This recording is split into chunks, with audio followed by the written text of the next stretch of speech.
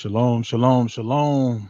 Welcome to another debate here on Debate Talk for You, where we will have the brother Yara bin Nazar and the brother KP Barnabas together tonight, joining in a battle of wits, discussing Alexander the Great. Is he from Esau or is he from Japheth? Um, Yara says he's from Japheth.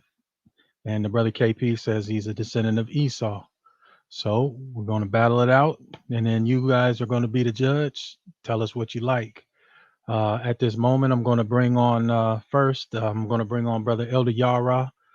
And he can he can tell us a little bit about himself and anything you want to promote, my brother. You can go ahead and promote it. What's up, Yara? How you doing, sir? Hey, what's good with you, brother? Really, Shabbat Shalom. Man, peace to brother KP, man. Appreciate you showing up for this discussion, this debate. It should be interesting. I have a twofold purpose for this debate tonight. I'm going to get into it first, dealing with the debate topic. Does Alexander the Great descend from the lineage of Esau? Or from Japheth, which I'm going to be showing and proving that he's a descendant of Japheth. For historical purposes, number one, just to get the understanding correctly, the biblical understanding of it correctly, and also to deal with the false doctrine that Esau is the white man speaking in a biological sense. Spiritually, we can make an argument, but biologically, we won't be able to do that. But it matters, right? So for those who think that this debate is not important, it's wholly important to the rhetoric and to the understanding of who we're dealing with, especially in the now and in the end time. So it's for those who have a penchant for knowledge and understanding. You're going to get some good information from Brother KP as well as myself tonight. We're going to mix this thing up. We're giving all praises to the God of Abraham, Isaac, and Jacob, God our Father Yahuwah, for all the things that he has done. Let's get it in. Hallelujah. And then go ahead and if you have any like social media platforms, I put it all in the description. On the video. Yeah, But definitely subscribe. Yeah, definitely subscribe on YouTube to Elder Yara. Also, the Israelite Intelligentsia podcast. Like, share, and subscribe. You get some good information on there as well. We get into some very unorthodox discussions on certain topics. Some things you don't necessarily hear discussed among the body of Israel. But very poignant subjects. If you have a penance for wisdom and knowledge and understanding. So, again, Elder Yara on YouTube or Israelite Intelligentsia podcast. Tanks on the ground, man. Shout out to my Yahweh War Machine brothers. Tanks on the ground. All right. Thank you, brother. Thank you, brother. Now let's get on to the brother KP. KP, all right. How you doing, my man? Shabbat shalom. I'm good, brother. I'm good. Shabbat shalom, you brothers. Again, my name is KP Barnabas. Also go by the name of Shofar, which in Hebrew means trumpet. That's exactly who I am. I'm a trumpet of truth, a defender of the faith. Pretty much don't have as much to say as Brother Yara did with his intro, but I'm just here to discuss and dialogue concerning the historical connection that Alexander has to Japheth and Esau. And that's pretty much it. I'm just ready to get into it whenever you brothers are ready. Okay, and you don't want to plug any social media platforms for yourself? No, I'm not really. All I have is the Facebook page, but I do have my philanthropic page, houseoftobit.com. The website's still pretty much under construction, but I'll just put that out there. That's an organization that I run, a not-for-profit organization that we feed the homeless, do coat drives, food drives in the tri-state area. And that's pretty much it. It's houseoftobit.com. Any correspondence can be houseoftobit@gmail.com. Okay, that's what's up. So with that being said, you guys go support both these brothers' pages, especially if you like what they hear tonight. Make sure you get your pens and your pads ready because it is about to go down. Debate Talk for You is back on the air with another great debate for you people to hear. Okay, so at this moment, it's my understanding that the brother KP is going to go first.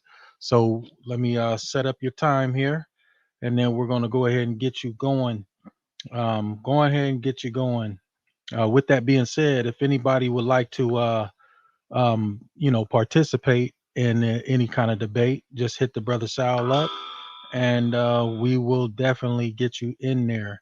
Okay, let's see here. So let me go ahead and set my timer. Um, Set my timer for 15 minutes. First round is 15 minutes. And let's see. All right, 15 minutes. Elder Yara, I'm going to put you in the back and then let the brother KP go ahead. And brother KP, as soon as you start, I'm going to start your time. And then I am going to remove myself. So you can go ahead and unmute yourself, brother, and start whenever you're ready. All right, brother. Thanks once again. Shalom. I'd like to thank Debate Talk for You for the opportunity to have this dialogue on your platform. First of all, again, my name is KP Barnabas. My walk in this truth began about 30 years ago. So I've become very familiar with a lot of diverse arguments. And brother Yara's premise is that Alexander was a descendant of Japheth by way of Japheth's son Javan, and he has referenced the scriptural mention of Alexander as the king of Javan as part of his evidence. And this is an entirely incorrect school of thought. I just want to point out a similar type of reasoning by using the example of the people that today call themselves Ashkenazi Jews. The man Ashkenaz was also a descendant of Japheth, as Javan was. And the children of Ashkenaz settled the region of Europe that's today known as Germany. But in medieval times, the region itself was called Ashkenaz. And as most of us know, we should know, in the 8th century, the entire Khazarian Empire in the Caucasus converted to Torah lifestyle, and they made Judaism their state religion. So they became Jews by practice. And after the fall of Khazaria, several centuries later, many of them migrated into northern Europe, mainly into the Ashkenaz region, and they came to be called Ashkenazi or Ashkenazim Jews. Now, they weren't Jews, technically, they weren't Jews, neither were they Ashkenazi. They were Jews by practice, not ethnicity. And they were Ashkenazi or German, not because they were ethnically descended from Ashkenaz, but because they became citizens of the region known as Ashkenaz. So now many people assume that because these people are known as Ashkenazi Jews, that they're descendants of Japheth, by way of Ashkenaz. But that's a result of lazy scholarship. And it's a result of settling for branch knowledge, as opposed to getting off the surface and dealing with root knowledge. So this is the case with the erroneous idea that just because Alexander sprang from Greek or Japhetic territories, or just because he was referred to as the king of Javan in prophecy, that he was ethnically Japhetic.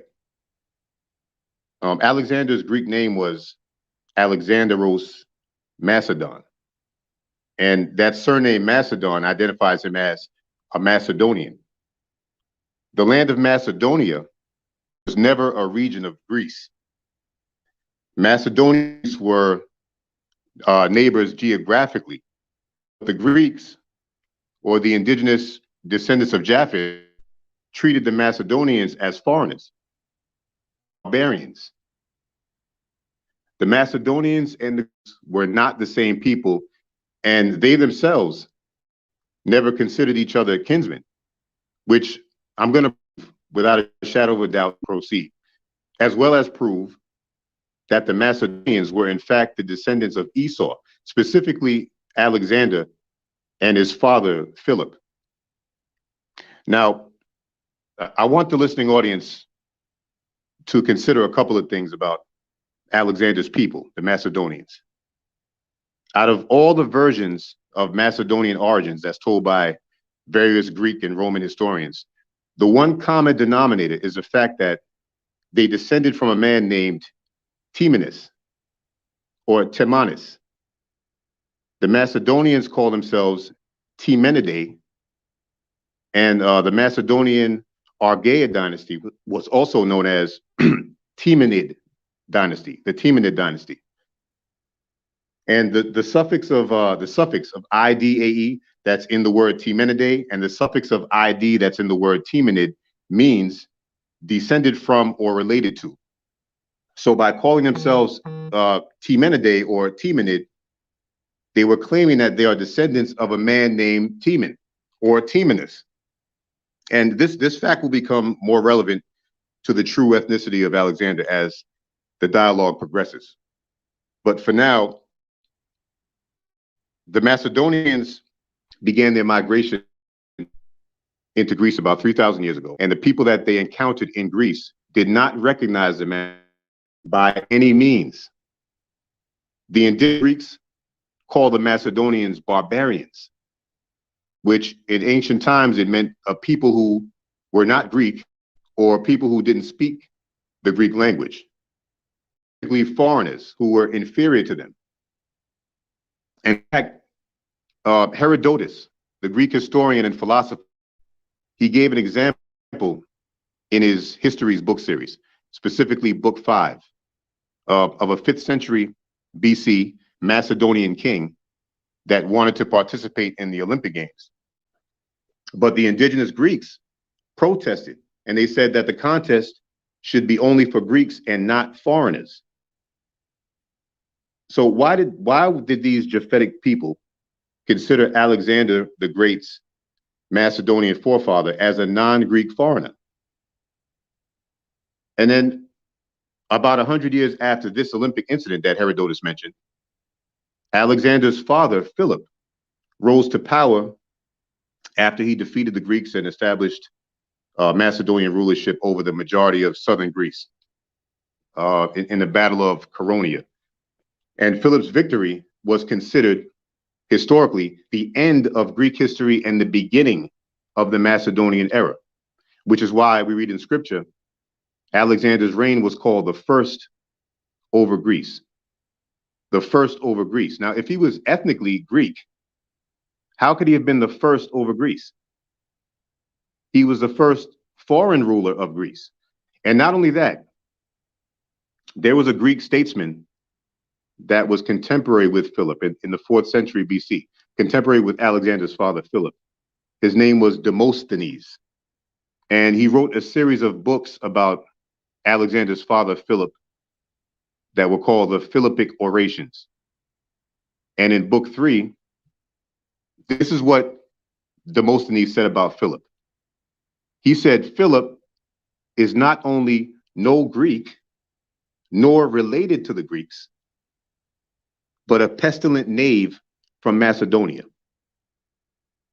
Now, let me read it again. He was not only Greek. This is talking about Alexander's father now. He was not only no Greek, nor related to the Greeks, but a pestilent knave from Macedonia. So if Philip was identified as not even being related to the Japhetic people, how would Alexander, his son, then be related to the Japhetic people? One more interesting point to consider is from the ancient Greek historian Diodorus Siculus, who wrote a biography of Alexander the Great. And in his book, he wrote about an incident when Alexander was wounded in battle, and the people weren't sure whether or not he was going to die. So when the Greeks found out about it, the indigenous Greeks found out about it, they began to rise up and rebel against the Macedonians. Now, listen closely to what Diodorus wrote concerning this situation. I'm going to quote, I quote, "For many days, the king," talking about Alexander, "lay helpless under his treatment. And the Greeks, who had been settled in Bactria and Sogdiana, who had long borne unhappily their sojourn among peoples of another race, and now received word that the king had died of his wounds, revolted against the Macedonians." So again, the Greeks, or the sons of Japheth, referred to Alexander and the Macedonians as people of another race. So it's evident, and it's obvious that the Macedonians were not ethnically related to the Greeks. Neither did they share common ancestry with these Japhetic people. So the nature of Alexander's connection to the Greeks, the same Greeks that he subdued and colonized, was purely nominal or in a theoretical sense, simply because the Macedonians were not ethnically Greek or Hellene or Japhetic. And there's absolutely no records that definitively proves otherwise. So as I'm going to yield my time, but I urge the listeners to pay close attention to Brother YARAH's sources in reference to his argument concerning Alexander's ethnic background, and ask yourself, is he using surface level branch knowledge, or is he applying root knowledge? Just look closely, pay attention to his sources and whatever he presents in reference to Alexander's ethnic background, and keep that thought in mind. Is it branch knowledge? Is it surface knowledge, nominal, theoretical knowledge, or is he applying root knowledge? So I yield my time.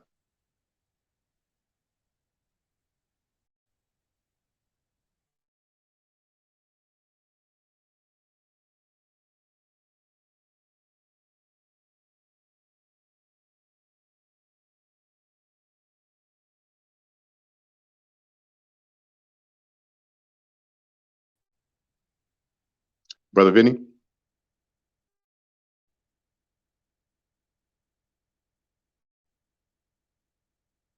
Oh, my bad. I wasn't on the screen. I'm sitting over there talking to myself. But anyway, yeah, that was a powerful round coming from the brother KP. Lot of information there. A lot of information. I can't wait to the rebuttal rounds and also the cross examinations. But anyway, let's go ahead and get this on over to Elder YARAH. Elder YARAH, it is on you. Hold on one second. Let me set up your time. Okay. Yeah, I'm going to share my screen. Okay, let me go ahead and get that up, and then I'll yeah, you go ahead and let me see here. Oh, present. Yeah, let me see. Go ahead and did you try to share it yet? It's just making noises. Let's see. Now. Okay, there you go. So add it to the stream. Yep. It's up there. It looks like it's up there. Okay, brother. So what I'm gonna do is I'm gonna bow out, and I'm gonna as soon as you start talking, then that's when I'm gonna start your time. Like I said, you got 15 minutes, opening round, and you begin whenever you're ready, and I'll begin your time. All right, I'm ready, brother. Again, appreciate you, brother Vinny, for hosting this show tonight. Again, shout out to KP, man, with a decent opening introduction. And again, last but not least, man, shout out to Sal Showtime, man, for the venue, for the platform, Debate Talk for You, and the staple in our community, man. So we really appreciate you, Sal. Please donate to Debate Talk for You. But let's get it in. Does the ancestral origins of Alexander the Great descend from the biblical lineage of Esau? Our brother KP put out a lot of information, put out a lot of things. He tried to smear it around, but we're going to get into it. He talked about whether or not I'm going to be dealing with branch knowledge and surface knowledge and root knowledge. But let's really see how far this brother got, how really deep he got. So let's deal with it, right? First of all, I'm going to deal with something right off the bat, right? Destroying the myth that Zepho is the progenitor of Rome. You would think if Idumeans and Romans were the same, they would have origin stories, languages, and contact suggesting such. There is no hint of Edom in ancient Roman stories, and likewise with Rome and Edom.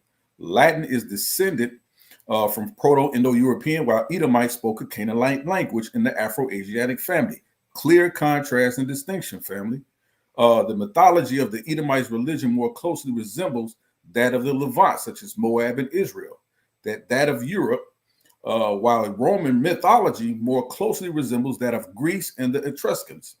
In contrast, the Carthaginian Empire in northern Africa started out from colonists from Phoenicia, Canaan land. This is known by their shared customs, similar to languages and written accounts between members of both communities, interaction with each other, with Phoenicia clearly taking the role of the mother country to colonists around the Mediterranean. No such interaction can be found between Romans and Idumeans, right? So let's just deal with that right off the bat, right?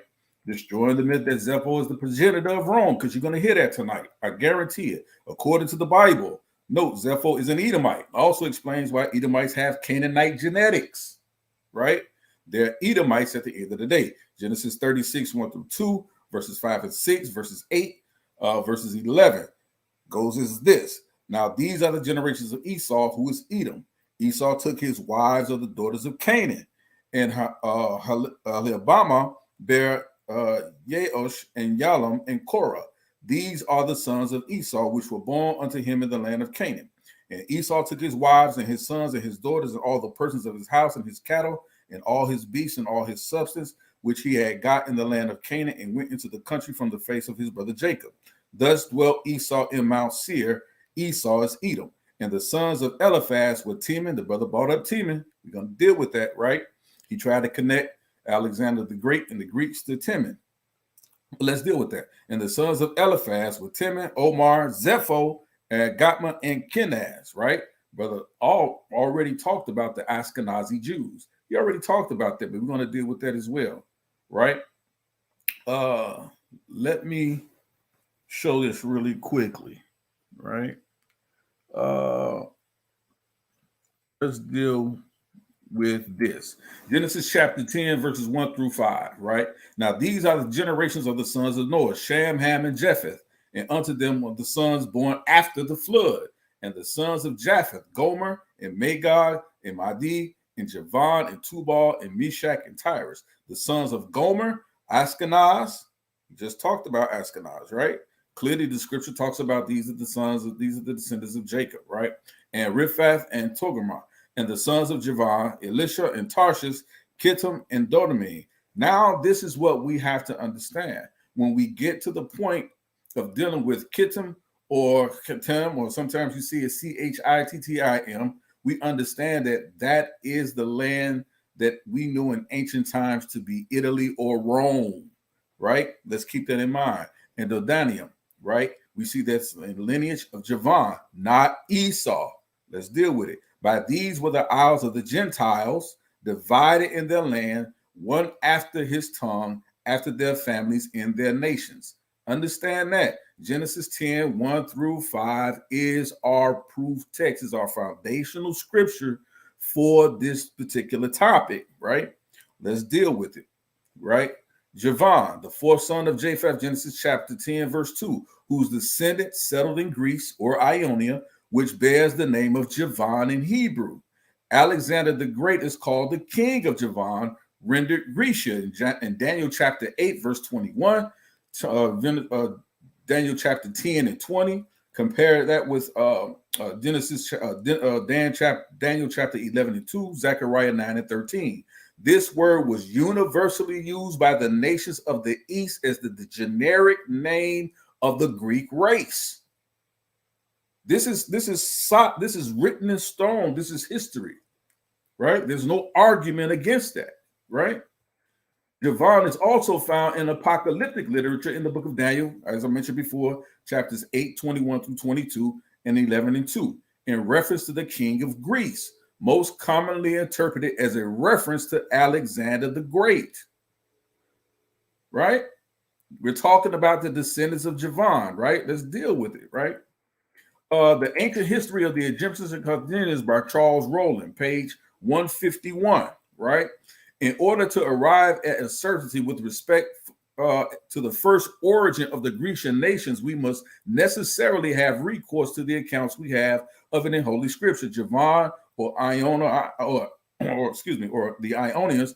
For in the Hebrew, the same letters differently pointed from those two different names, the son of Japheth and grandson of Noah, was certainly the father of all those nations that went under the general denomination of Greeks, though he has been looked upon as the father of the Ionians only, which are but one particular nation of Greeks. But the Hebrews, the Chaldeans, Arabians, and others give no other affiliation to the whole body of the Grecian nation than that of the Ionians. And for this reason, Alexander, speaking of Alexander the Great and the predictions of Daniel, is mentioned under the name of the king of Javan. This is what the scripture understands who his descendants, who his Alexander the Great ancestors are. This is who we haven't recorded in history. But we're going to get into it tonight, and we're going to show you where this mythos, this mythology comes from that equates Esau even to Rome or to the Greeks. We're going to show you where this is a complete myth, right? We're going to deal with that. Again, from the Ancient History of Egyptians and Carthaginians by Charles Rowland in the same book in page 2. These four kings are the four horns of the he-goat in the prophecy of Daniel, which came up in the place of the first horn that was broken. The first horn was Alexander, king of Greece, who destroyed the empire of the Medes and Persians, designated by the ram with two horns, right? Let's continue. According to the book Alexander the Great by Louis Vance Cumming, page 187, Alexander then, recalling the refusal of the high priest of Jerusalem to render assistance during the siege of Tyre, next turned down that city, a bare 3 days march distant. As the army neared the people of the city were panic-stricken, but acting on the advice of the high priest, the citizens, with the priest at their head, met the king outside of the city gates. Alexander was so impressed at the meeting, especially when shown one of the ancient prophecies that a Greek, literally a man from Javan, i.e. Ionia, would at last come and free the people from the Persian rule. This prophecy he read to mean himself. He therefore permitted the people of the country to live on under their own laws and systems. Josephus says that he then made a short excursion northward into Samaria, where he conscripted several thousands of the inhabitants and took them with him. Upon his arrival in Egypt, continues Josephus, he sent the Samaritans to the garrison to the Upper Nile post of the Elephantine. He then turned back to Gaza and prepared to march on to Egypt. The time was November. He spent the whole year in the sieges of the two cities, and that was but a tenth of the time he had left in the region upon this earth. So clearly, this is in the histories of Macedonia.com, Alexander the king of Javan, if you really want to go to the actual source, or you can go to the book by Vance Cummings that clearly equates Alexander the Great as a Greek. Let's continue. The book of Daniel, page 90 by Raymond Hammer, is also clear about the meaning of Javan, right? You got to understand, KP just argued against this connection from Alexander the Great and Javan. But let's continue. The Hebrew word for Greeks, Javan, is derived from the Greek word Ionia. The Ionia Greeks lived mainly in Asia Minor. It was through them that Assyria, Persia, and Egypt first came in touch with Greek culture and trade. The first king. The reference here is to Alexander the Great, king of Macedon, from 336 BCE to 323 BCE. He was to die without an heir who could succeed him.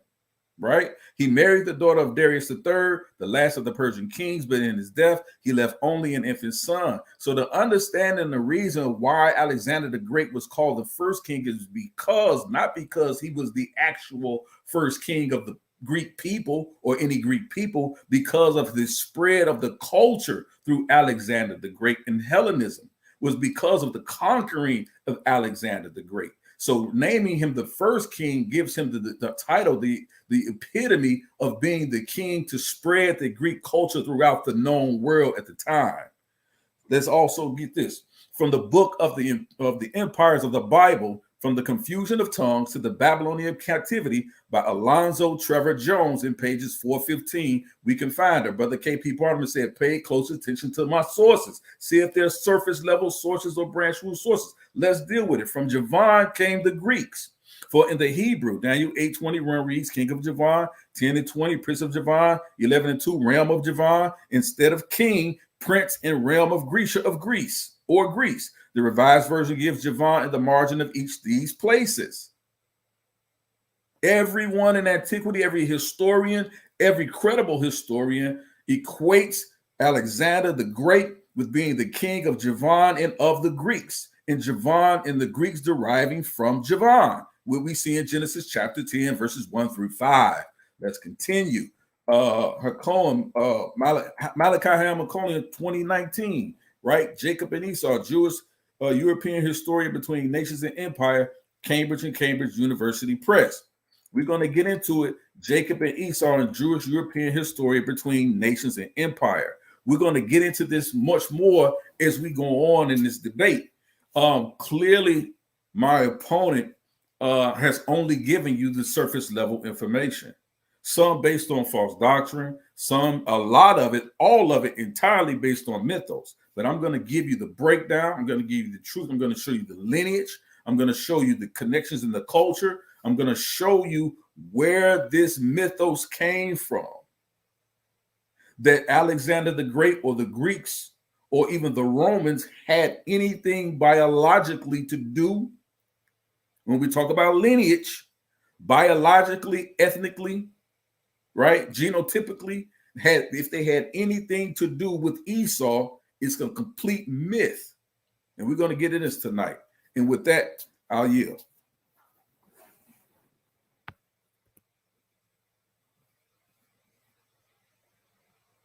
Ooh, that was another powerful debate. Another powerful opening round. Both the brothers had great opening rounds, man. I don't know, man. This is getting good, man. This is getting real good. Y'all make sure y'all hit that like button, subscribe and share it, so a lot of people can get this information. I don't know, man. I got this as a stalemate so far, man. Both brothers put up some great information. It's going to be really interesting seeing what's going to happen during this rebuttal round. So this is the first of two rebuttal rounds that the brothers will have apiece. It's going to be 8 minutes apiece. Let me go ahead and bring the brother KP back in. Yeah, so this is going to be an 8-minute round to rebut anything that you've heard Elder YARAH say. And you can go ahead and come on off mute, brother KP. And then I'm going to go ahead and set this up for 2 minutes, this timer. Let's go ahead and set it for 8 minutes here. Okay, got it all set. Okay, brother, and if you'd like me to share your screen or anything, just holler at me and I'll do it for you. I'm going to go ahead and let you go. I'm going to remove myself. As soon as I remove myself and you begin talking, then I'm going to go ahead and start your time, brother. Go ahead. All right. Yeah, this is what I meant earlier by branch of surface knowledge as opposed to root knowledge. Again, the brother is harping on the fact that the scriptures or historians or whatever references that he sourced is connecting Alexander to Javan. But I want to point a couple of things out, using the scripture and using common sense as well. When our father Jacob was called an Aramaean in the Bible, did that mean he was ethnically an Aramaean? Of course not. He was a citizen of the land of Aram, but he was ethnically Hebrew. Herod was called King of the Jews, but he wasn't a Jew. He assumed the lifestyle of a Jew by way of conversion, and he had authority over the Jews in Judea, but he wasn't a Jew just because he was called that. Again, another example in scripture, when we're talking about kings, we talk about Alexander being called the king of Javan. The scriptures say that Shishak was the king of Mitzrayim. But if you check in history and check the background of Shishak, you'll see that he was not a descendant of Mizraim. Shishak was a foreigner that became the king of the Egyptians. So the same goes for Alexander. Being king of Javan, and a descendant of Javan are two entirely different things. As I mentioned in my intro, and I only gave maybe 3 or 4 sources, but there are a plethora of sources that point to the fact that the people of Greece themselves, the indigenous people of Greece that encountered the Macedonians, did not view the Macedonians, who are Alexander's people, as kinsmen. They themselves did not view them as kinsmen. They called them barbarians, foreigners, or people of another race. And what the brother YARAH is doing, he's hanging his hat on the adopted names that the Macedonians took on upon migrating into the land of the indigenous people of Greece. The adopted identities that they took on. For example, you have to ask the question, why were the Macedonians known as an Argaic dynasty, or known as Argives? Was it because they shared a common ancestry with the Black Mycenaeans of the Argos region in Greece? No. Because according to the Greek historian Appian, in his book, The Syrian Wars, specifically on page 63, he stated this: there's an Argos in Peloponnese, which is the area where the Macedonians migrated to when they came out of Macedonia. That's central Greece. There's an Argos in Peloponnese, another in Amphilochia, another in Oresteia, whence comes the Macedonian Argadae, and the one on the Ionian Sea. So what Appian said in his book, he mentions Oresteia, that's a region in Macedonia. So according to Appian, Macedonia also had a city called Argos. And this is where the Macedonian dynasty Argadae comes from, not the one that's in Greece. They came from Argos in Macedonia, swept down into central Greece, and they were known as the Argives, or known as Argaic. But what Brother YARAH would have you believe is that because Argaic is connected to the name of the Macedonians, they must be ethnically Japhetic. That's incorrect. That's very lazy scholarship. And furthermore, there's another historian named Thucydides. And in his book titled The History of the Peloponnesian War, he states that the Argeads, talking about the Macedonians, the Argeads established their kingdom through conquest and expelled the native inhabitants. So if Alexander, or Alexander's people, I should say, the Macedonians, are the same Argives, the same Argead people as the people that were in central Greece, why were they called natives? Why were the Argives that they conquered called natives? If they're natives, then what would that make the Macedonians? Foreigners. The elder YARAH might also mention the Dorians, how the Macedonians were also named Dorians. Why were they named Dorians? Was it because they were the same people as the Greeks who inhabited the district of Doris in central Greece? No. The inhabitants of Doris, they spoke an entirely different dialect than that of the Macedonians. When the Macedonians had to speak to them, they used a translator. And it's bizarre how Brother YARAH, he had just said that the reason why Alexander was called the first over Greece was because he spread Greek culture. His culture was not Greek culture. The Macedonian culture was not Greek culture.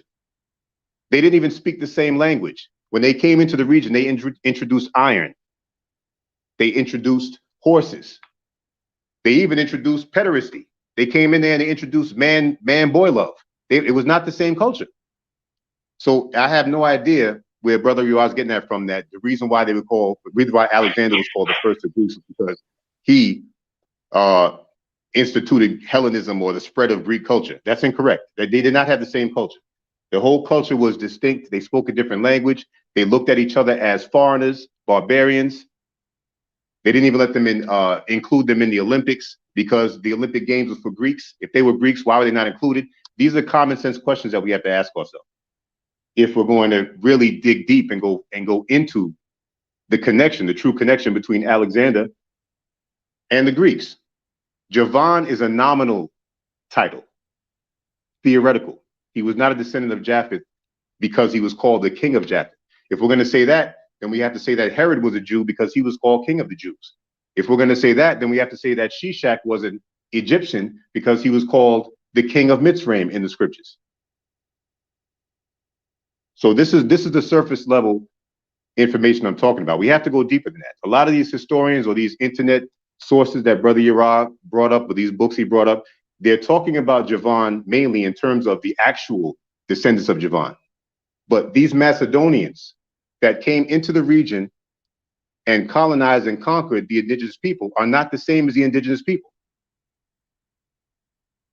So that's the rebuttal I have. He didn't really have much to rebut. He was kind of going in circles with the information he was bringing out. But as far as Zepho goes, he mentioned Zepho. That has nothing to do with this conversation. I don't really regard Zepho as anything that had to do with this concerning Alexander and his ethnic identity. So I don't know how much time I have with the 8 minutes, but that's pretty much it. I'm going to yield before, I guess, the next rebuttal. I'm going to go into Alexander's true identity, which is that of Esau. So I yield my time at this time.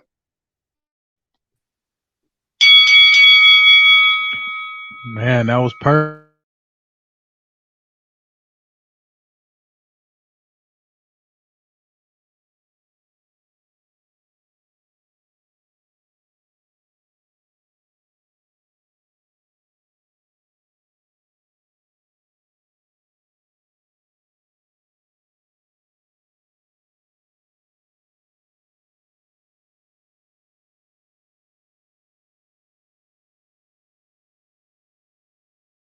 Yeah, another great round. Another great round.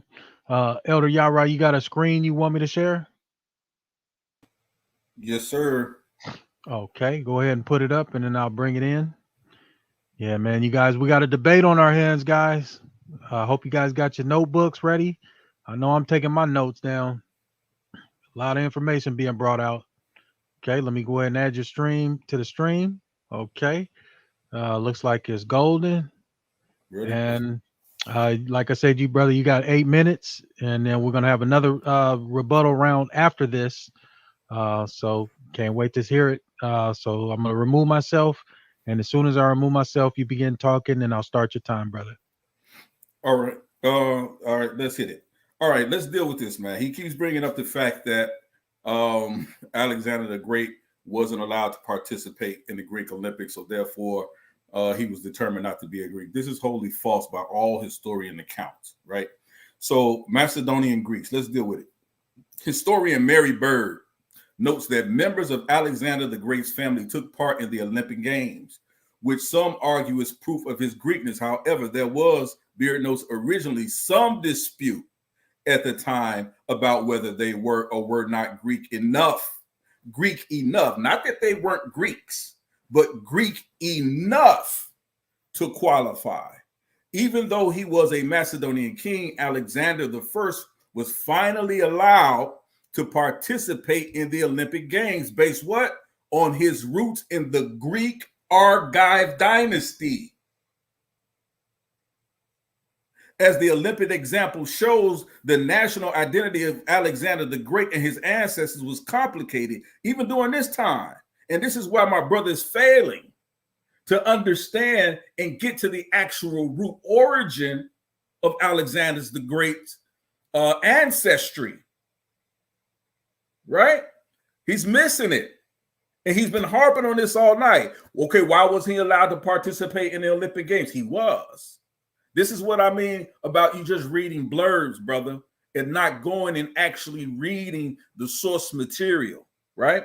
So Alexander the Great was allowed to participate in the Olympic Games based on his roots in the Greek Argive dynasty. As the Olympic example shows, the national identity of Alexander the Great and his ancestors was complicated even during this time. Historians and residents of modern Greece will likely continue to debate the question for as long as the name Macedonia is contended between the two countries. Perhaps the best answer is that he was both a man born in ancient Macedonia, the son of a Macedonian king of Greek descent, educated by the esteemed Greek philosopher Aristotle, who went on to spread ancient Greek culture and life throughout a world that has since changed dramatically. Here's the source, NewYorkBooks.com, article 10/27/2011, Alexander, how great, right? Let's continue. The Macedonians proved they were Greeks by participating at the Olympic Games, a privilege reserved only for Greeks, KP. We know that Philip II participated in the Olympics, and one could say that he bullied his way in, but the Macedonians had already been in the Olympics for generations. Only Greeks or descendants of Greeks could participate in the Olympics, and the Macedonians had already a long-standing history of generations of participating in the Greek Olympics because they were Greeks, brother. Some of the mainland Greeks protested this, and so remember, brother KP, when you said, why did these central Greeks, these Greeks that lived in the central area of Greece, why did they protest? Because the Macedonians didn't live in the central areas. They lived on further outskirts. They weren't from the central area where the more classical Greeks, the more refined Greeks came from. This is why they were called barbarians, because they were looked at as being less educated and less refined. So some of the mainland Greeks protested this and petitioned to remove the Macedonians, not because they weren't Greeks ethnically, but because they were more uncouth. They were less refined. The official judges of the Olympics, the Helidikeia, right, which was the ruling body of the Olympics, reviewed the evidence and ruled the Macedonians to be Greeks. The Helidikeia were renowned for their fairness, and Macedonia at this time was a small and uninfluential region, unable to have the power to sway anyone in mainland Greece, let alone the Helidikeia. So in other words, they didn't even have the political power to bully their way into the Olympics. So the only way that they could participate is if there was an investigation of their ancestral history confirmed, and then they were allowed to participate as Greeks. NewYorkBooks.com article 10/27/2011, Alexander, how great. Let's continue. How much time do I got left? Let me see here. I got a few minutes. According to the Alexander the Great, according to Arian, right? Book 2:14, section 4, Alexander said this himself in a letter to the Persian king Darius. Alexander sent a reply to Darius by way of Theophilus, who went back with the Persian envoys. Alexander letter states as follows: your ancestors invaded Macedonia and the rest of Greece, inflicting evil upon us without provocation. Here, Alexander's point seems clear. Macedonia was historically a part of Greece. Here's the source, MacedoniaEvidence.org. Let's continue. Was Alexander, and here's his ethnic understanding. We're going to get more to this. Was Alexander the Great an Illyrian? What's an Illyrian? I'm going to show you that an Illyrian was a tribe of Macedonia. And I'm going to show you that Illyria was also another term or derived from the tribe of Japheth. And I'm going to prove that, right? In mighty signs and wonders by the power of the Spirit of God, so that from Jerusalem and round about to Illyricum or Albania today, I have fully preached the gospel of Christ. This is Paul where? Preaching to the Romans, still dealing with the people of Illyria. So we see that Illyria or the Illyricum was still a prominent place in Rome. The Apostle Paul, a Jewish scholar under his Pharisee teacher Gamaliel, who was also leading the authority of Sanhedrin in the first century AD, preached the gospel of Jerusalem, good news, from Jerusalem to Illyricum, which is Albania today. Let's deal with it. The Illyrian kingdom of Badarius became a formidable local power in the 4th century BC. In 358 BC, however, Macedonia's Philip II, father of Alexander the Great, defeated the Illyrians and assumed control of their territory as far as Lake Orchard. Alexander himself routed the forces of Illyrian chieftain Clitus 335 BCE, and Illyrian tribal leaders and soldiers accompanied Alexander on his conquest of Persia. After Alexander's death in 323 BC, independent Illyrian kingdoms again rose. In 312 BCE, King Glass expelled the Greeks from Duris. Why? what's going on here, right? What you see is you see tribal chieftain wars. All of these peoples, the Greeks, the Macedonians, the Illyrians, the Peloponnesians, all of these people are descended from the same people, but there are tribal wars that are occurring here. You have to understand that's what's occurring here in history. By the end of the 3rd century, an Illyrian kingdom based near what is now Albania, city of Skota, controlled parts of northern Albania, Montenegro, Herzegovina. Under Queen Julia, Illyrians attacked Roman merchant vessels plying the Adriatic Sea and gave Rome an excuse to invade the Balkans, Albania, the ancient Illyrians. Let me see how much time I got left. I think I got a minute left. Again, was Alexander the Great an Illyrian? Oh, yeah, I can end here. You can finish your point out if you like. Oh, I can? Okay. Let me bring it back up really quickly. Just want to get into this.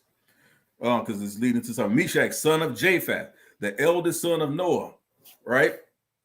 Moses 8 and 12. See also Genesis chapter 5, 32, 16, 7, 13, 9 and 18, and 23. Japheth's descendants were dispersed over the European coast of the Mediterranean and the districts adjoining the Black and Caspian Sea. Now, remember, my brother said earlier, he's not really getting into the biblical understanding of Esau and Jacob. Well, how else do you understand Esau?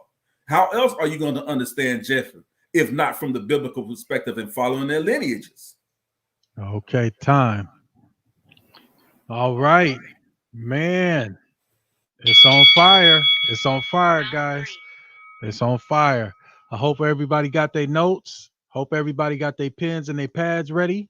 Because man, this is a lot of information being brought out, man. Both brothers is bringing it, and I don't even know who to vote for right now. I personally, I think it's pretty almost dead even, you know. Anyway, with that being said, you guys make sure to like and subscribe, like, share, and subscribe. Support the Brother Sal's platform. You know, we bringing it back in for the new year and everything else, man. But yeah, Shabbat Shalom to everybody that celebrates. Let's go ahead and bring the Brother KP back in. And Brother KP, this is going to be your last 8-minute rebuttal round. Last 8-minute rebuttal round, and next Elder Yarah is going to have his last minute rebuttal round, and we'll go from there. So I'm going to remove myself, Brother KP. As soon as I remove myself and you begin talking, I'm going to start your time. Okay. Yeah. Once again, the Elder Yarah, first he mentioned that I said I'm not interested in the biblical perspective concerning ethnic backgrounds. I didn't say that. I was talking about Zepho, which he mentioned at the outset, which has absolutely nothing to do with Alexander and his background. So I didn't say that. And secondly, Alexander the Great had nothing to do with the Olympics. The Olympic Games, where the Macedonian was initially banned from participating in, had to do with Alexander the First, not Alexander the Great. Alexander the First was Alexander the Great's forefather. And as we should all know, the ancient Greeks divided themselves into 4 tribes based on the tradition that they were descendants of a man named Hellen. And the Hellenic tribes were the Aeolians, the Ionians, the Achaeans, and the Dorians. These were the Hellenic tribes. These were the tribes that were descendants of Japheth, that were considered indigenous Greeks. Now, there's a term that these Hellenic people used called Phil-Hellene. Phil-Hellene, P-H-I-L, Hellene. And the root word phil is a Greek verb meaning to love. So Phil-Hellene meant a lover or friend of Greek people. And this is a title that the Hellenic people only gave out to foreigners or non-Greeks. Anybody listening can look this up. They only gave out the title Phil-Hellene to non-Hellenic people, foreigners or non-Greeks, who did favors for Greece. Now, Alexander's forefather, Alexander the First, the one that was not allowed to initially allowed to participate in the Olympic Games, he was called the Phil-Hellene. Put it in any of your search engines, Alexander the First, it will say Alexander the First, the Phil-Hellene. Why did they call this Macedonian a Phil-Hellene? Why did these Hellenic people, these descendants of Japheth, refer to Alexander the First as a Phil-Hellene? Because he was not Hellene. He was not Hellenic. He was not a descendant of Javan or any of the tribes of Japheth, which means that his grandson Philip was not a descendant of Javan, which means that Alexander was not a descendant of Javan. But let me get into, I'm not going to stop dealing with the what ifs and the maybes. Let's look at who were the Macedonians. Let's just get into who were the Macedonians. When we're talking about antiquity, no matter where people migrate to from their homelands, we can always get an idea of who they are by looking at the names that circulate among the people and the names they ascribe to the lands that they settle. This is a historical fact. Now, in this 19th century dictionary titled A Classical Dictionary by a man named Lempriere, the definition of Idumea, which is the Greek form of Edom, it says this in the dictionary. It says at first, Esau or Edom, from whom it received its name, and its descendants settled along the mountains of Seir on the east and south of the Dead Sea, from whence they spread themselves by degrees through the west part of Arabia Petraea, from that sea quite to the Mediterranean. So the Edomites migrated west by degrees, meaning little by little, to Mediterranean regions, and they ended up in places like Macedonia, calling themselves by various tribal names. Now, I'm going to ask a couple of questions here for the listening audience. Is it a coincidence that in Macedonia, there's a town called Idomene, which sounds exactly like the Greek rendering Idumea? Is it a coincidence that there was a Macedonian king during the famous Trojan War, whose name was Idomeneus? Now, if you think these obvious phonetical connections to Edom are just coincidences, I want to remind everyone of what I mentioned earlier about the Macedonians calling themselves Timenidae, which Elder YARAH mentioned as well. Timenidae, which is a word meaning that they are descendants of Teman. Now, what's interesting about this is that about 1,000 years ago, there was a Persian scholar and historian named al-Biruni, who had access to Alexander's genealogy, and he recorded it in a book. And he stated that what he recorded was stated by the most celebrated genealogists. So this pedigree of Alexander was common among genealogists of antiquity. The info of this book can be found in a book called The Chronology of Ancient Nations, on page 48 and 49 to be specific. Now, al-Biruni in this book began at Alexander's father Philip and traced the genealogy all the way back to Abraham, who we all know is a Shemite. So this already eliminates the idea that Alexander was Japhetic. But there's more. From Abraham, Alexander's pedigree is Isaac and Esau. Now, when we read the Edomite genealogy, which I believe Brother YARAH brought out earlier, in Genesis 36, we see that Eliphaz had a son named Teman. So is this also a coincidence that these Macedonians' genealogy is traced back to an Edomite who had a son named Teman, and they also consider themselves Temanids or Temenidae, which means descendants of Teman? So, and furthermore, whether or not any of you subscribe to the rest of Esther in the Apocrypha, because some people don't subscribe to that. Some people believe it's spurious. But in the rest of Esther in the Apocrypha, Haman, who's identified as a descendant of the same Eliphaz that Alexander was descended from, is also identified as a Macedonian in the rest of Esther 16, verse 10. So these are not coincidences. And those of us that are actually familiar with scripture and prophecy, we don't find it strange that the Macedonians who became known as Greeks, they were not ethnic Greeks, they became known as Greeks, and Argiads and Argives and Dorians, they are in fact ethnically Edomites. And I guarantee that the Brother YARAH has no genealogical record, genealogical list of Alexander that shows that he is an actual descendant of Javan. If you look at any of these spurious genealogies out here on the internet and these books, there's always some kind of false Greek god included in Alexander the Great's genealogy, which is false. We're not talking about comic books here. This genealogy that I just mentioned that's been around for 1,000 years is undisputed. It was undisputed in ancient times, and it's undisputed today. And that genealogy list goes all the way back to Esau, to his son Eliphaz. And strangely enough, Eliphaz had a son named Teman. And strangely enough, these people that call themselves the Macedonians also call themselves descendants of Teman. So there's really not, I don't really, everything else, everything that Brother YARAH is dealing with is really just nominal and theoretical, which I've said from the beginning.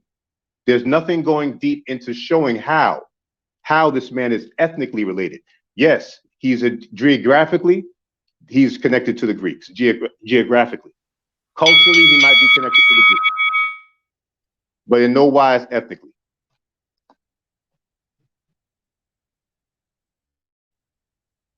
I yield. Okay, man. Another powerful round, man. That makes man, both these brothers is doing a great job, man. It's a lot to consider. It's a lot that I have to go back and study myself. I didn't know a lot of this information. So yeah, just make sure you guys go ahead and support both these brothers. Make sure you check out the description box, follow their links that I'm posting up on in the chat. Also, if you'd like to present information, you can also email Sal. I put it in the description box. Also, there will be a ticker on the bottom as well. Let's go ahead and bring it back to Brother Elder YARAH. Elder YARAH, we're about ready to go. So, like I say, you know, as soon as what is going on here? As soon as you're ready, brother, I'm gonna remove myself, and then you can go ahead and begin talking. And let me share your screen. Add it to the thing. All right. Okay, just added it. Okay, All now I'm right. going So to you go see ahead my and remove. screen? Yep, I can see it bright and clear. So I'm going to remove myself, and then as soon as you begin talking, then I'll start your time. All right, let's get it. All right, so the brother said I wouldn't be able to show anything ethnically. All right, so let's end this debate right now, right? Was Alexander the Great an Illyrian? I told you, pay attention, KP. Pay attention. We know that the Macedonians, that the Illyrians were a tribe of Macedonians. Let's look at the Illyrians. The Illyrian tribe, right? Or Iapode or Iapod, right? We know that the I, the Y, the J is interchangeable, right? In Semitic language. It is actually the Semitic name of Japheth. The Illyrian tribe, Iapode, is actually the Semitic name for Japheth. So we know that the Illyrians had a distinct, direct lineage to Japheth. Japheth, or Yepher, the Hebrew, the second son of Noah, is supposed to be the ancestor of the northern and western nations and of the Indo-European stocks. Illyrians equated Japheth with the Titan Japetus or Japetus, translated later into the Greek.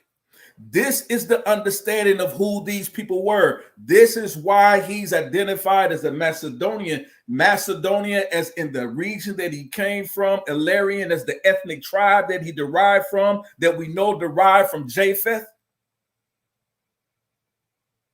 So when he's talking about the Macedonians and Teman, he's not talking about the eponymous ancestor. He's talking about the actual regions of land that these people came from, that were named after eponymous ancestors. So don't let this brother confuse you when he says, well, why they're coming from Teman or why the Macedonians agree. They're talking about people who lived in those lands, calling themselves after the lands they lived in. That has nothing to do with their bloodline or ethnicity. It had nothing to do with their genotype. But we clearly see here that the Illyrian tribes, was Alexander the Great, has always been attributed from descending from, is a name equated, a tribe equated with the Japhetic line. Let's continue. Strabo, in his 7th book, mentions the cities of the Yapadians or the Yapodians. Melaton, like the Venetia, Jespoda, Arepium, Vitalia Prism, Momentium, Avendo. Other sources mentions the city of Toponius, Ancus, Strabinica, and Circalio, Bivinium, Epidenium, the port Tibulus in 55 to 19 BCE, sing to the brave Japodian soldiers. These are the descendants of Japheth.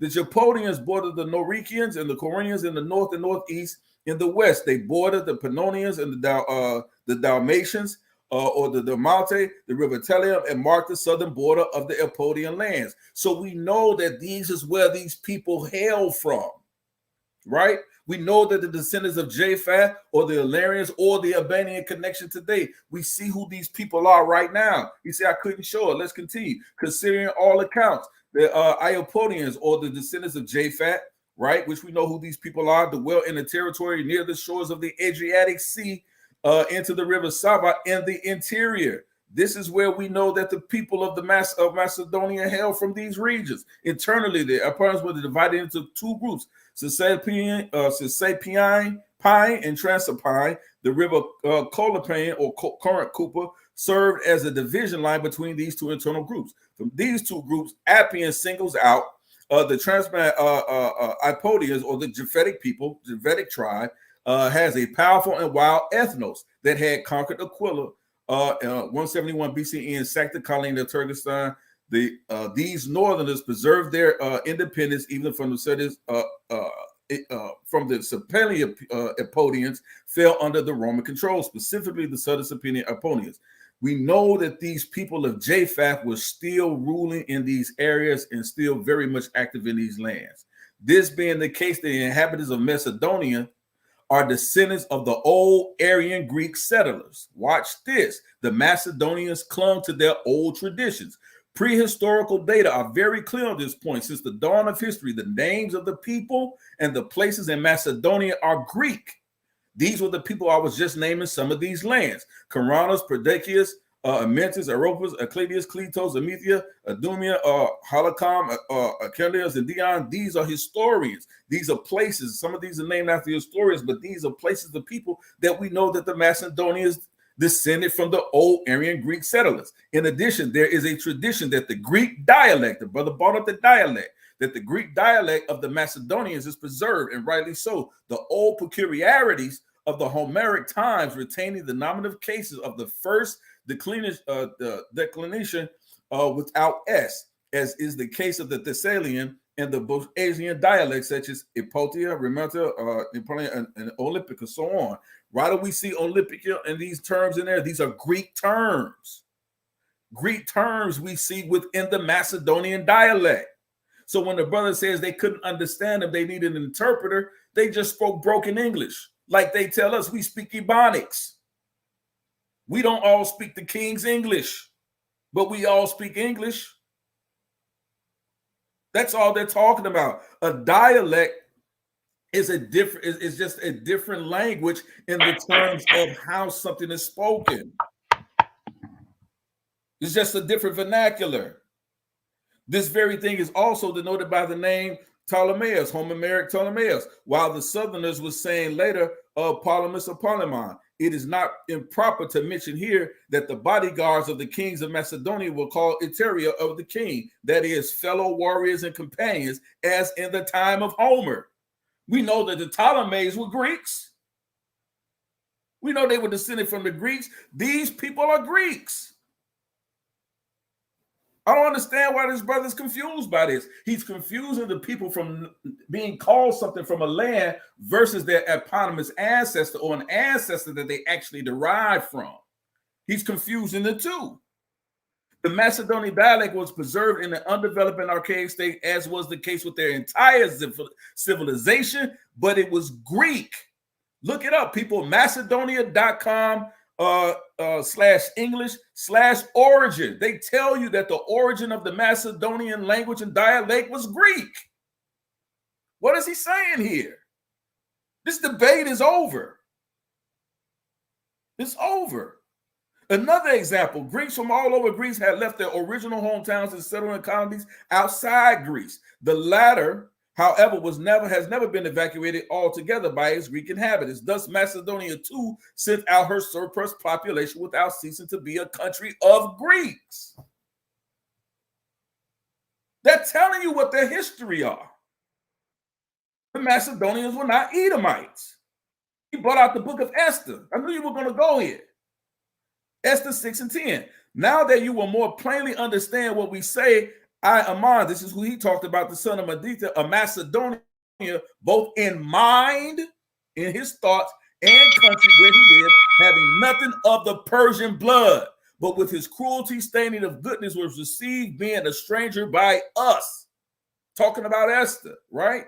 Here it says that Amos was referred to here as a Macedonian. Now, if you have the red book of the Apocrypha, you will find this note at the top of chapter 16, placed in the Greek after chapter 8 and 12 of the Hebrew. This lets us know that this book is translated from the Greek. It's also known as the Septuagint. There are many different versions of this, but we will get into that later. Time. Macedonians were not Greeks. Appreciate you. Time. Man is rolling. All right, man. It seemed like every time I think Elder YARAH pulls away, KP come back with some information. Then when I feel like KP's pulling away, YARAH come back with some information, man. This is man, it's going down to the wire, man. And then now this is about the time that Sal likes the cross-examination part. So I'm gonna go ahead and bring both brothers in, man. It's been a great debate so far. Once again, you guys smash that like button. Don't forget to like, share, and subscribe. Also, make sure to check out these brothers' descriptions in the box, in the description box. Also, we also have another brother who did our graphic design for the flyer. I think it's a very dope flyer. The brother's information is also down there, brother Darren Quam. You guys definitely go check him out if you need some any kind of graphics work design done. But anyway, let's go ahead and get into this 15-minute round. Let me go ahead and set up my timer here to 15 minutes. And then what we're going to do is this is going to be the cross-examination. Okay, so we're going to continue with the format. Brother KP is going to start off by asking Elder YARAH some questions for the 15 minutes. I'm gonna go ahead and meet you guys out right quick. He's going to start off with the questions for the first 15 minutes, and then as when he asks you a question, especially if it's a yes or no, please answer yes or no first, and then go into your explanation. Yes or no first, then the explanation. You'll have 2 minutes to ask a question. I'm sorry, you'll have 1 minute to ask the question, and you will be given 2 minutes to answer the question. Please don't try to drain out the time. Answer it as precisely and concisely as possible, so that we can get as many questions out as possible. And remember, this is for the benefit of the audience's edification. Okay, so we'll go ahead and open both of you brothers' mics up. And as soon as you ask your first question, Brother KP, I'm going to go ahead and start the time here. Let me get ready. Hold on. And then I'm going to back away and just let you brothers go at it. So as soon as you start asking the questions, I'm going to go ahead and start the time. Let me remove myself, and then it's on you guys.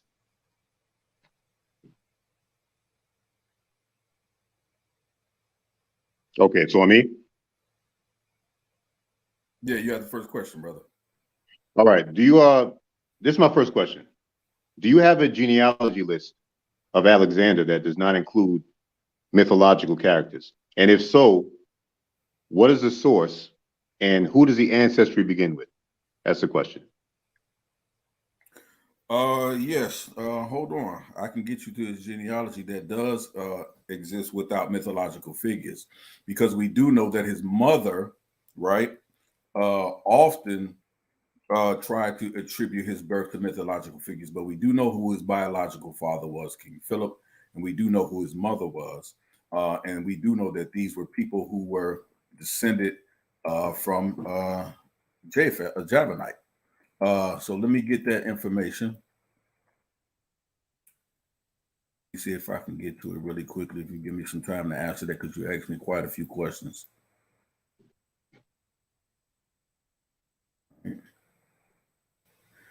Macedonia by Richard Gottheil, Gottheil, and Samuel Krauss, I'm sorry, Krauss.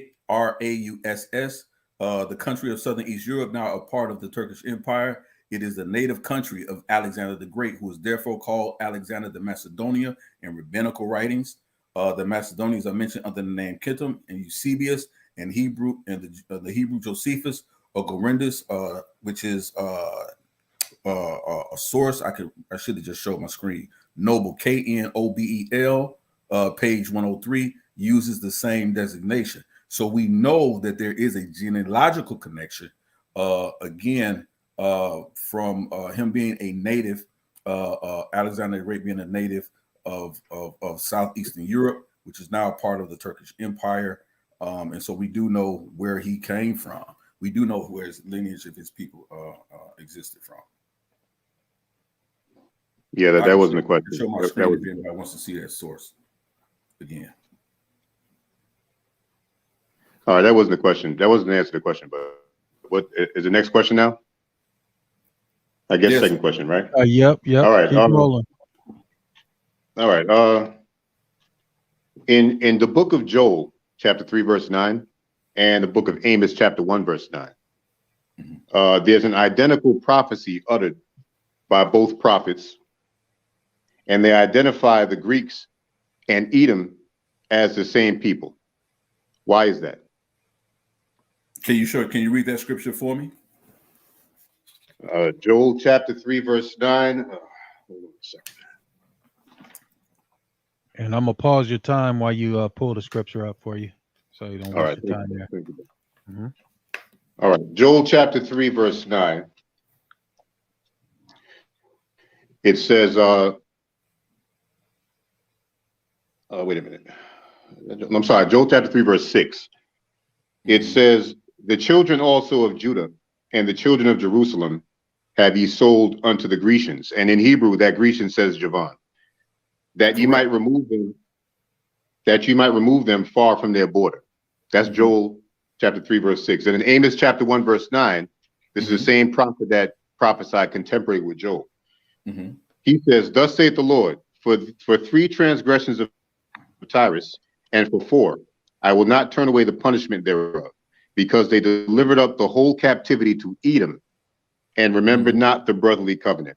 So this is the same judgment that was issued by the prophet Tyrus from Joel and Amos, who were contemporary. They prophesied at the same time in history. So my question is, why did they identify the Greeks and Edom as the same people? And keep in mind that the word Grecians is Javan in Hebrew. Yeah, absolutely. Yeah, absolutely. I appreciate the question, and I think this is a great question, because I think this actually seals the debate for you, brother.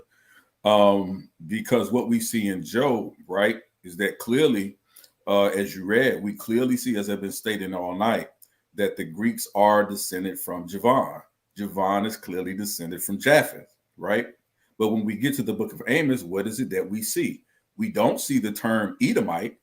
We don't even see the eponymous ancestor named Esau. What we do see is a naming of the land. And we do know that the Greeks, or the Javanites, right, ruled the land which was called Edom. They ruled in that land. There is nothing in the book of Amos that says these are Edomites or descendants of Esau. None. And there is no way if Amos and Job are prophesying at the same time, they're giving the same connection here. Are you saying Job is incorrect and Amos is incorrect? Or are you saying Amos is correct and Job is incorrect? This seals the deal, brother. I really appreciate this question. What you see in Amos is him talking about the land, and you've been doing this all night. And this is what I said. You're confusing the land versus the eponymous ancestors. It is not the same. You've done it with the land of Teman, and the Macedonians saying that they're from Teman because the Macedonians, they lived in that land. You did this with, you're doing the same thing here. The Greeks, the Javanites, clearly states in the verse that you read, was ruling in the land that is known as Edom. Next question. Does it make them Edomites? Yeah, definitely next question, because that was I don't know what that was. It's an answer. That's what it was. Yeah, it's an answer, but not the answer to the question. It's not All the right, answer you wanted. Now, let's see here. Let me go back to what I was asking about Alexander the First. His forefather, Alexander the Great's forefather, Alexander the First, was called the Philhellene. What are your thoughts on that? The Philhellene, spell that for me.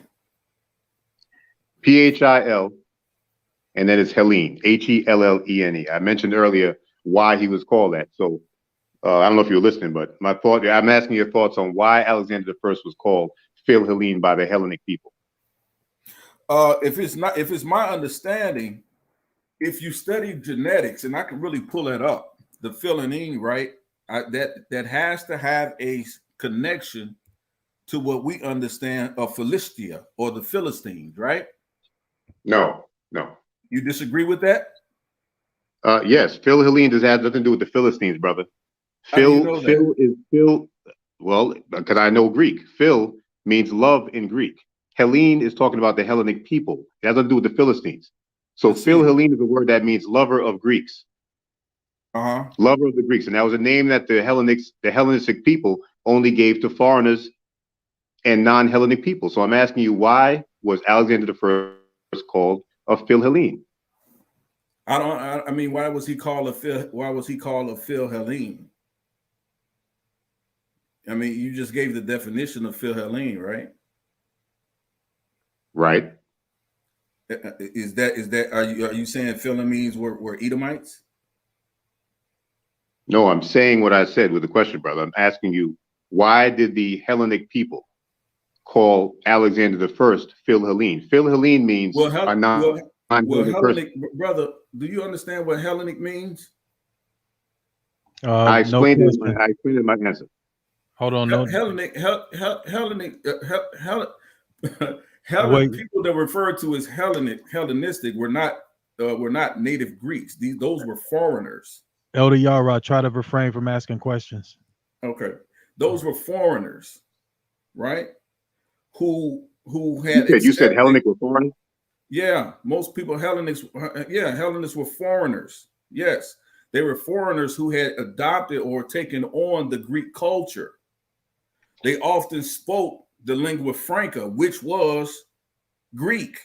So they were called Hellenes. And so these people, and so you're talking about why Alexander was called the lover of the Hellenes. And that's the reason why, because we know, and you read it earlier, he was known to be benevolent towards foreign people. That's how they ruled. And the Romans actually adopted that practice to a degree, making them not giving up their gods, letting them practice their deities, keeping their worship as they were, but as long as they paid taxes and didn't do any uprisings or anything like that.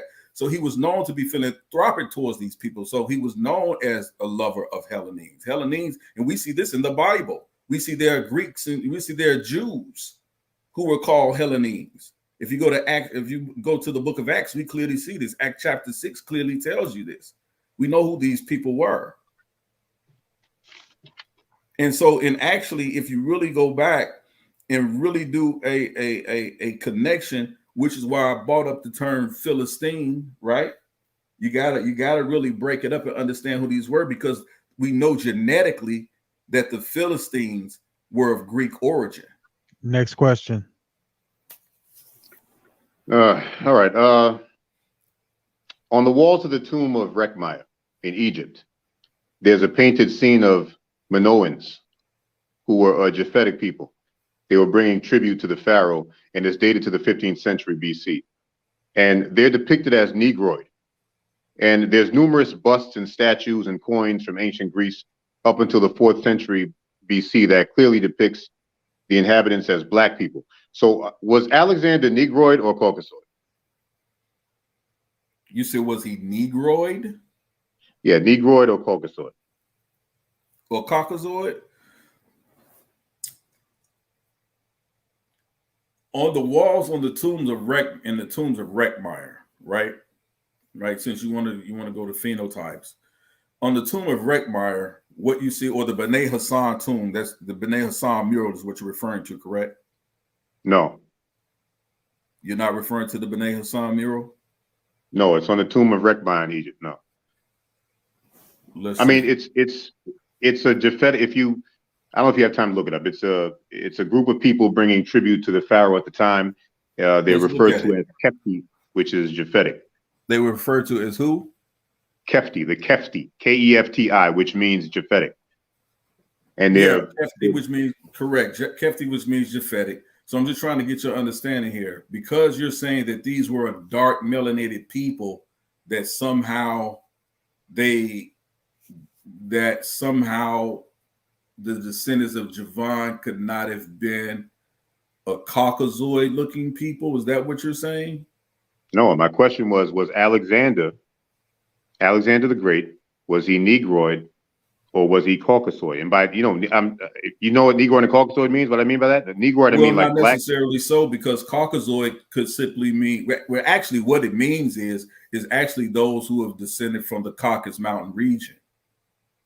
No, that's Caucasian. But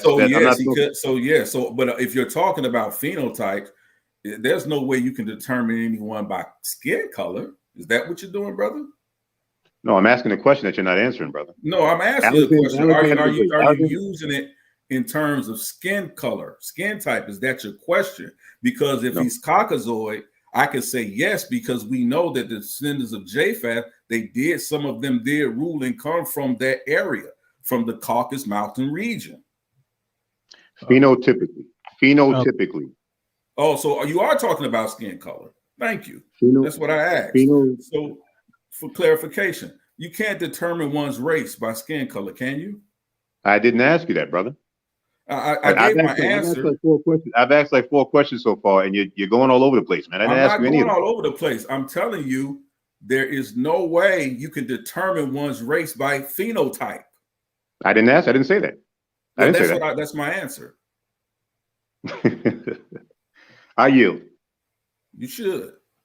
Yeah, yield my time. Okay. No, it doesn't make any sense. No more questions. It makes no sense. Yeah, it makes no sense. I don't see how one could try to determine.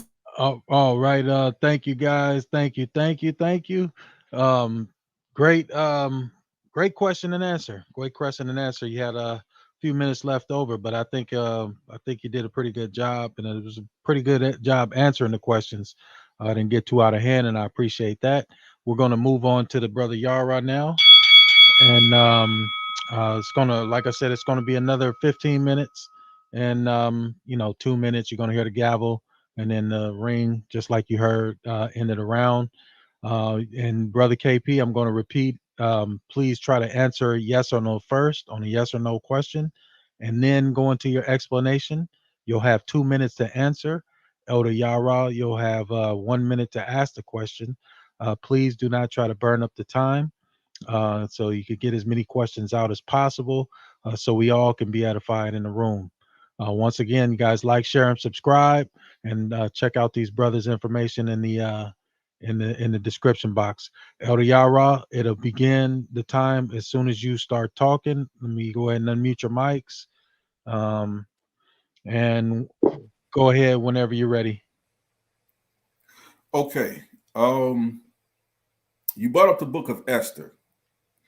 In the book of Esther, chapter 3, verse 1, I'll read it if you don't have it, if you want to get some time to read it. From the book of Esther that you were reading from, it states this: and after this, King Artaxerxes highly honored Haman, which you brought up earlier in the debate, son of Amadeus the Bugian, and exalted him and set his seat above all his friends. Right? There's a term there, the Bugian, or the Bugaean, some will spell it. Do you know what that term means, or what that was alluding to? No. From what I'm reading here, when I read Esther 3, verse 1 in the Hebrew, the word Bugian does not appear. It refers to Agagite, or Agag, which was a descendant of Amalek, the Edomites. I don't see anything about any Bugian in the manuscript of the Apocrypha of Esther, didn't you? Well, you said Esther 3, verse 1. Is that what you refer to? The Apocrypha. You read from the Apocrypha, understand. You read from the Apocrypha earlier in your debate.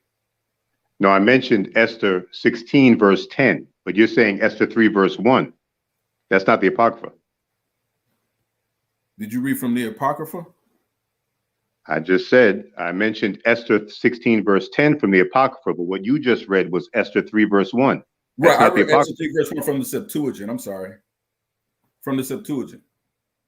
Okay, Right. and what I'm saying in the original language, in the source language of Esther, which is Hebrew, there's nothing there that says anything about Bougion. It talks I about didn't ask you Agag. about that. I asked you what the Septuagint says. And I said, no, I don't see anything about Bougion because I don't read the Septuagint. I'm Are you looking at reading the different names. Septuagint? No, I'm not, sir. Okay, so then how would you know if it's Elder not there? YARAH, hey, let me cut in for a minute. Elder YARAH, let him get his answer out. He has about 2 minutes. Just let him get his answer out. Okay. All right, thank you, sir. Well, my answer is Esther 3, verse 1. I don't see anything about Bougion in that text. You're reading from the Septuagint. I'm not. So Okay, well, I'm what is reading from the your Septuagint. point you're making about Bougion? Yeah, I'm reading from the Septuagint because in the Septuagint of the book of Esther, right, which is probably whatever book you got came from this translation, right? So this Septuagint is older than the translation you're reading from. So in the Septuagint, Esther chapter 3, verse 1, it talks about the Bougion. That's what it refers to him as, right? It refers to him as that. You said you didn't know what that means, right? So the origin of the word means scorn, right? And in the latter Greek editions, it's been replaced. It was replaced with the word Macedonian. Do you have any connections, right? Direct lineage showing that the Macedonians are descended from Esau? Yes.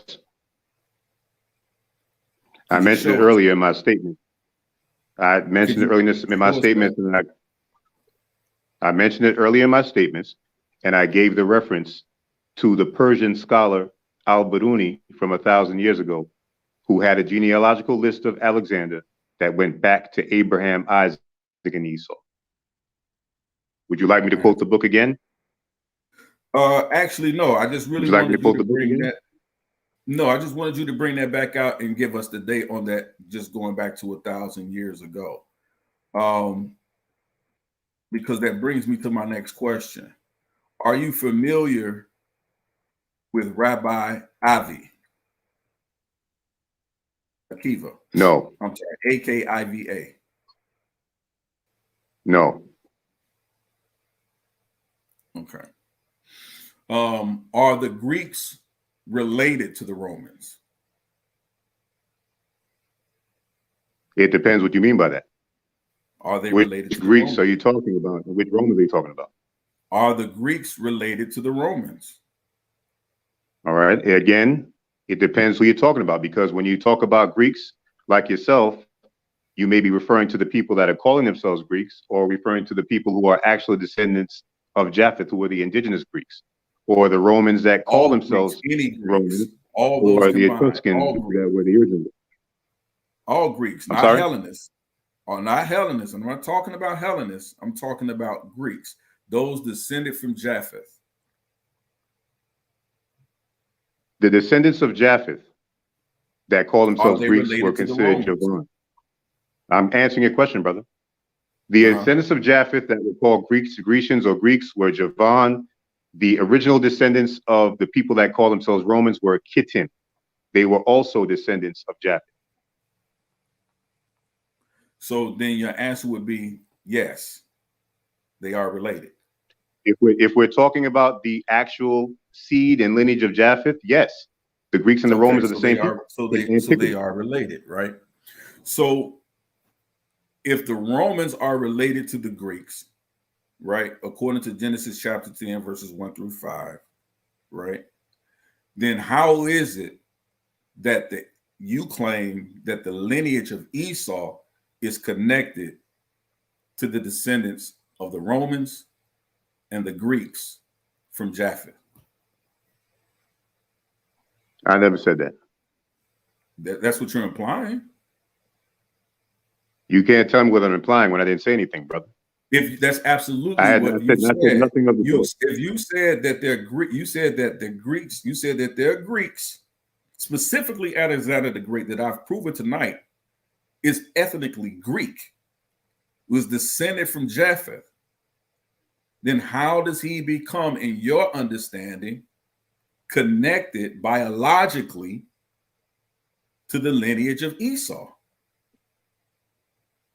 Well, I repeat for the fifth time. I mentioned a genealogical list that has stood for 1,000 years, connecting Alexander back to Esau, number one. Number two, I mentioned Can you earlier how the show us that? Macedonians were connected to Esau. Let Can him I let show him you get it what? out, Yara. Let him get it out. Now he doesn't want me to get it out because it's going to cut. It's going to cut his whole gene. It's going to cut No, I his mean, he can say argument in whatever he half. wants. That's why. That's why he's I cutting me can't off. hear. I got a little bit of a delay, I think. Oh, you got a delay. Okay. Just a little bit. All right. I'm like a half a second behind him. Go ahead, KP. You got about 2 minutes. Well, he's asking me again about the book, The Chronology of Ancient Nations. It's on page 48 and 49. It's by an author named Sackchow. And this genealogy from Al-Biruni is from 1,000 years ago. And there's no refuting this genealogy list unless you have something to refute it with. And I asked you if you have a genealogical list. You said no. You basically said you don't have one. So this goes that's back not to what Esau. I said. I It goes back. absolutely answered that. Oh, That's not what I said. Hold on, Elder. Let him get it out first, and then you could come back and then go into it. Go ahead, finish up, KP. You got about a minute left. All right, if I can actually get there. The Macedonians had many towns. There were towns and districts in Macedonia named after the Edomites, eponymously. They used the patronym of Timenidae. And again, this genealogical list traces Alexander all the way back to Abraham, Isaac, and Esau, and Eliphaz. And Eliphaz had a son named Teman, as we all know. This is where I'm getting the information from. Now you're saying that you're asking me how is he Japheth and Esau? He's not Japheth. That's your argument.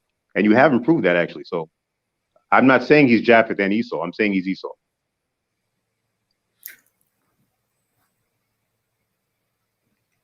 Go ahead, Elder. All right. So again, clearly, let me show you where your author got his information from, right? He got it from a Rabbi Akiva, because no one makes this claim before Rabbi Akiva.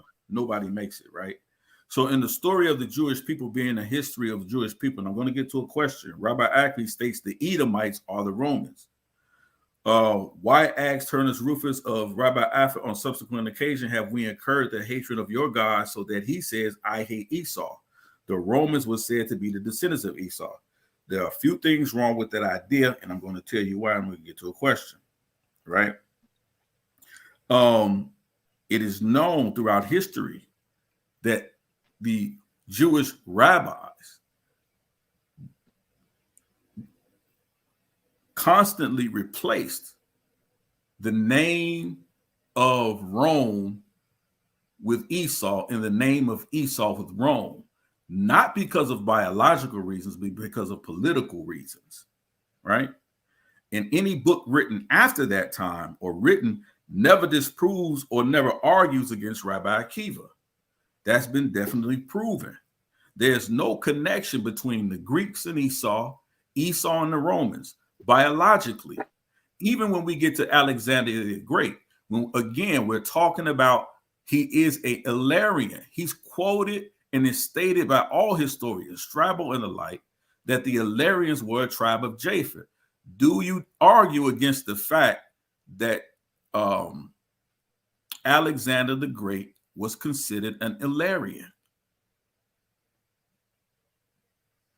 Well, I wouldn't argue against that fact if he resided or was a citizen of the region of Illyria. Therefore, he's an Illyrian, just like it says in the scriptures that Jacob was an Aramaean, but he wasn't an Aramaean ethnically. He lived there. So no, I do not deny that he was an Illyrian, but it has nothing to do with his ethnic background. It has to do with his status as a citizen of that region. Do you have proof of that? Because I read a source earlier stating that he was natively born as an Illyrian. And because he was an Illyrian, which we know there was a Japhetic tribe of Illyrians that he is hailed from. So Yeah, again, lands. from the yes, absolutely. Would you like for me to read that source back to you? No, I was saying that lands don't name people, people name lands. So if he's called an Okay, Illyrian, it has again, nothing to do with his ethnic background because there's no such thing as an Illyrian ethnically. Anybody can be an Illyrian if they live in Illyria. see, this is again, you misunderstand what I'm saying. The Illyrians were a tribe of Japhetic people. And this is what you've been doing all night. Simply because, let me put it to you like this. This is exactly what you're doing. And you let me know if I'm misunderstanding what you're saying, because this is in the formulated question. If I take a zebra from the continent of Africa and place him in Canada, does that zebra become a Canadian zebra? Absolutely not. Just the same way you take a Macedonian and put him in Greece, it doesn't make him Greek. Okay, so we know that the Macedonians and the Greeks always said that the Macedonians were Greeks. They were just barbarians. In other words, they weren't less civilized, but they always agreed that they were Greeks. And I've shown and proven that tonight. So you keep saying that the Macedonians weren't Greeks, but history proves you wrong. Do you not deny that historians say that the Macedonians were Greeks? Is The that not a fact of Macedonians were history? Greeks by the Macedonians were Greeks by status, not ethnicity. They had no status. I proved that to you tonight. That was their whole argument. They were thought of less than because they were not as refined and classical as the Central Greeks, as you quoted, as you talked about earlier, the Greeks that lived in the central area of Greece. The Macedonians lived on the outskirts, and they were considered more uncouth. But they were still considered Greeks. Do you not deny the fact that the Macedonians participated in the Olympic Games?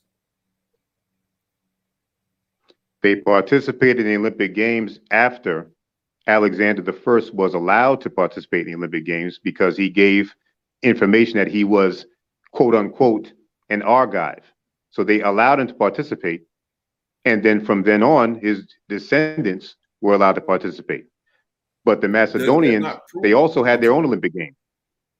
But The does that not? Macedonians had their own Olympic Games that they set up because they were denied entry to the Olympic Games by the indigenous Greeks, who said that it was only supposed to be for Greeks, not barbarians, not foreigners.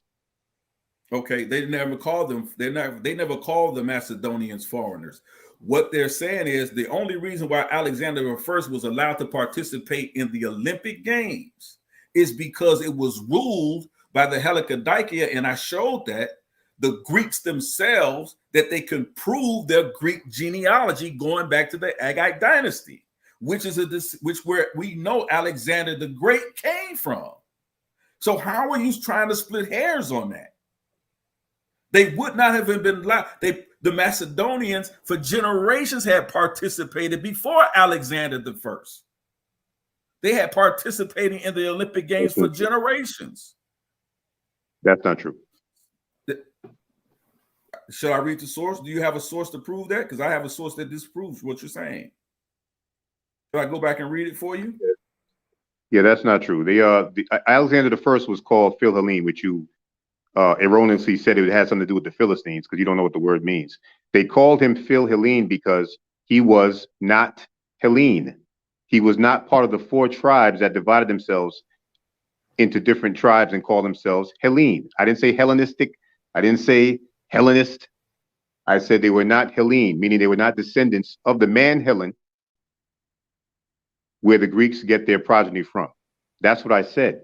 No one before Alexander I attempted to get into the Olympics or participate in the Olympics. He was the first one to attempt it. He was denied, but then they allowed him to later on.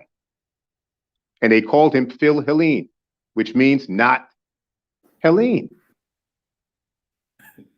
Again, you're using the term Phil Hellene as if Hellene doesn't also include people who are not Greeks. And I showed that. I'm telling you that there were many people who were not called Greeks, who were called Hellenes because the Greeks conquered their nations. That's why these people were called Hellenes. I don't understand why you're trying to make that fabrication. Time. Okay. Okay. Man, some good information coming out, man, and some good questions, some good answers, man. I don't know what to think right now. I got to hit the lab and go figure this stuff out, man. I'm glad I'm taking some good notes. I hope everybody out there is taking some notes as well. Like I say, be sure to check these brothers' descriptions out in the description box, and give these brothers a follow, because there's a lot of good information coming out tonight. Anyway, um, make sure you guys like, share, and subscribe this. Let's get this information out to everybody else out there. And thank you guys for joining along with us. Let me give a couple shout outs before we go into our 5-minute closing rounds for both brothers. Let's see here. Let's go to the comments. Let's see. We got Watchman 44.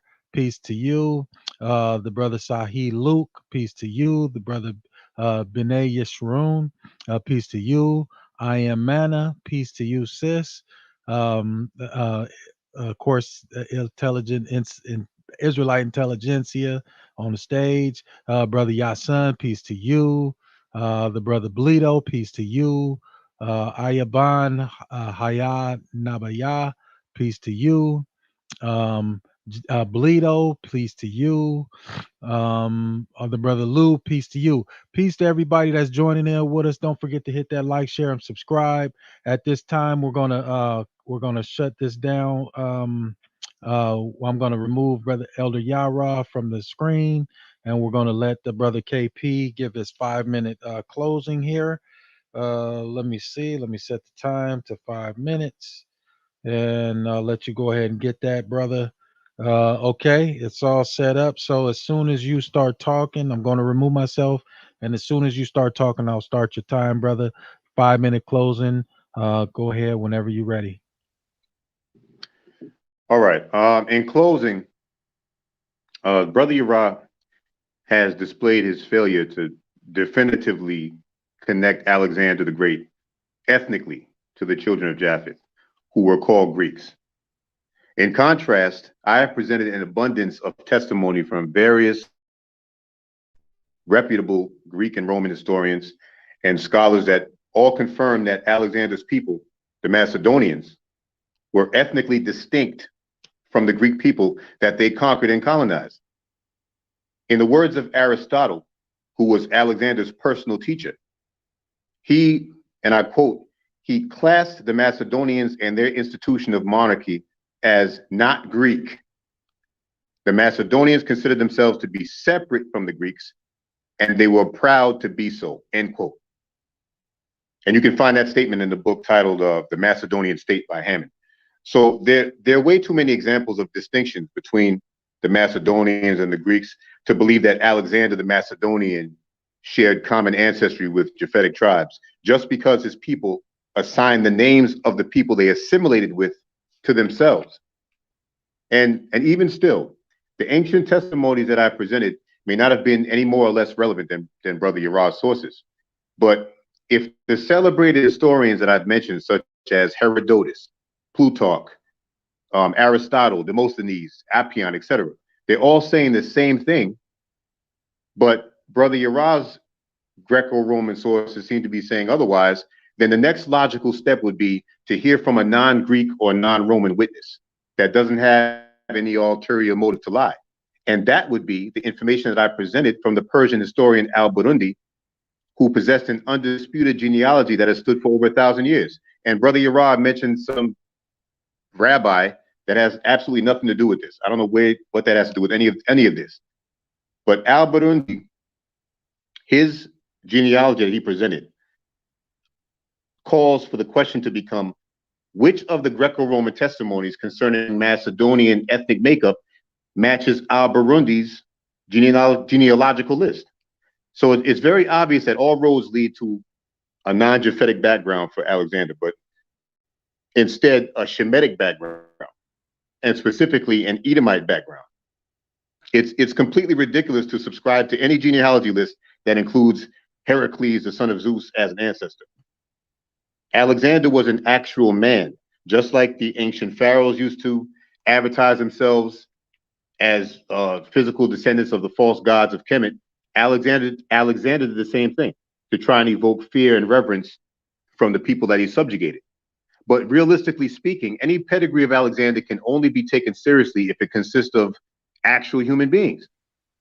And the pedigree that I presented, which links Alexander with his forefather Esau and his forefather Timon, can't be refuted, as shown by Brother YARAH's inability to do so. So is that my time? I heard the gavel. Is that my time?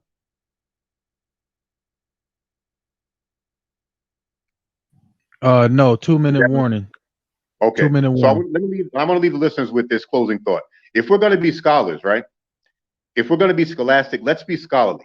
Okay. If Alexander himself made a distinction between the Macedonians and the Japhetic tribes he conquered, it's anti-scholarly to call him Japheth.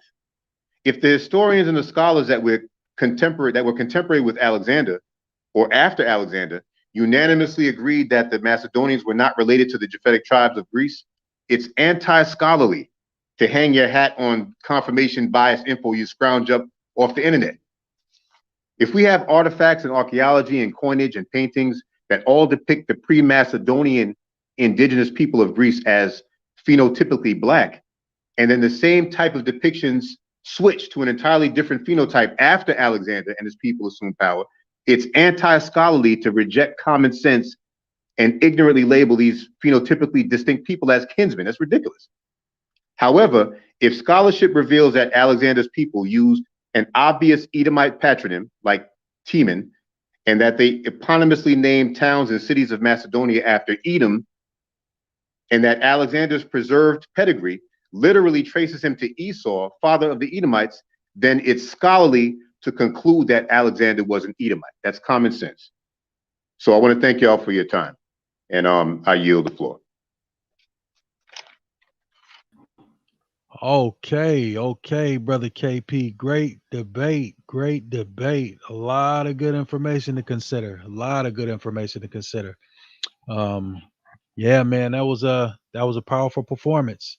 At this time, we're going to bring in Elder YARAH for his 5-minute closing.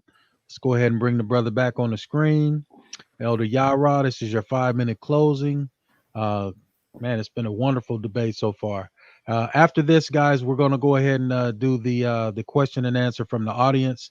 So you guys get your questions ready and be ready to come up on the stage. But at this time, we're going to do Elder YARAH's 5-minute closing round. Elder YARAH, as soon as you begin, I will start your time, and it's on you, brother. All right. Yeah, I wanted to share my screen just to show something really quickly.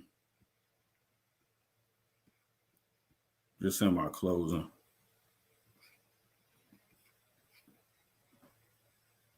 Okay, it's up there. It's up there. Yep. Right, let me see if I can make it bigger. Right here. Right. The brother all night, man, has been mixing and matching historical facts and figures, saying things that wholly are not true, giving you a lot of conjecture. I dare anybody to go back and look at. He brought up Al-Burundi, the Muslim scholar that we know has no credibility in that genealogy. Go back and look at it. But he clearly says Herodotus never makes the claim. It's one of the historians he brought up. So he talks about historians that we really have to look at to consider. So Alexander was a Macedonian. Macedonians were great people. This is what Herodotus says in his histories, book 5, chapter 22, section 1, verse 1.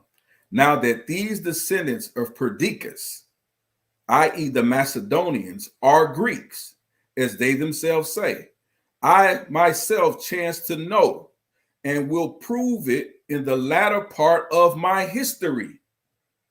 So we have Herodotus saying that the Macedonians are Greeks. And the brother keeps trying to say, oh, simply because they lived in the land of Macedonia didn't make them Greeks. I agree with that. But he keeps saying historically that the Macedonians aren't Greek. But Alexander the Great, we know, is a Macedonian, ethnically an Illyrian. We know that the Illyrians were the tribe of Japheth. Right? He keeps saying here, Alexander the Great. He was a member of the Argyle royal dynasty that originated from the Peloponnesian city of Argos, hence their names. To be more accurate than those who already responded, he was half Macedonian on his father's side and half Malaysian on his mother's side. The Malaysians were undoubtedly Greek. The Macedonians, as pointed out by various archaeological artifacts, were also Greek and most likely of a Doric stock. Look at the Argyle rulers from 805 BCE to 323 BCE. This is a history of Greek people, of a lineage. He says I didn't have, right? We talked about this. I showed this actual slide. The country of Southern Eastern Europe, now a part of Turkish Empire, is the native country of Alexander the Great, who is therefore called Alexander the Macedonian in rabbinical writings. So we know undoubtedly he's a Greek. We know he's a Macedonian. No one in history doubted this but this brother.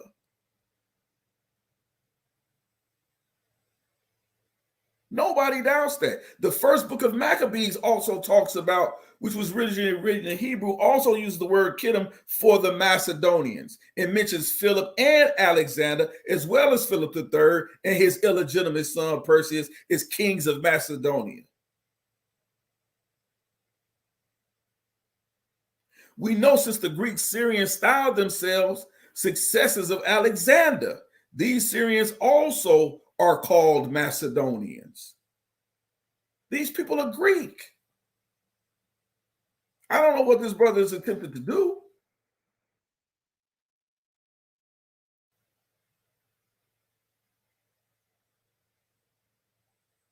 I just don't understand it. Right? It says Macedonia represented the eschatological kingdom. With them, the expression of Javan is interchangeable with Macedonia. They mention probably a figurative sense the Janus of Macedonia, also the gold from the same country. We know that these people are connected.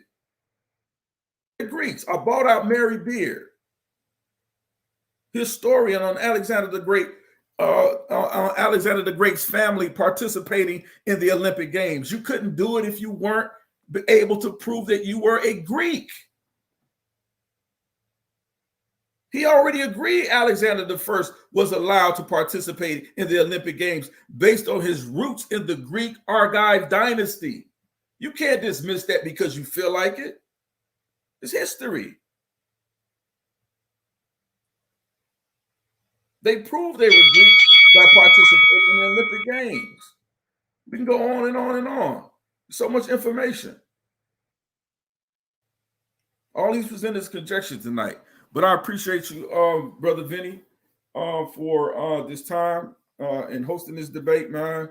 KP for showing up, man. I appreciate you, man, and the information you brought. And shout out to Sal Showtime, man, for allowing us again to use his illustrious platform. Peace to the brother. Donate to Sal Showtime, man. Donate to Debate Talk for you. Peace. Woo, man. Great debate, guys. Great debate, fellas. Man, I'm telling you, I feel like Ric Flair out here.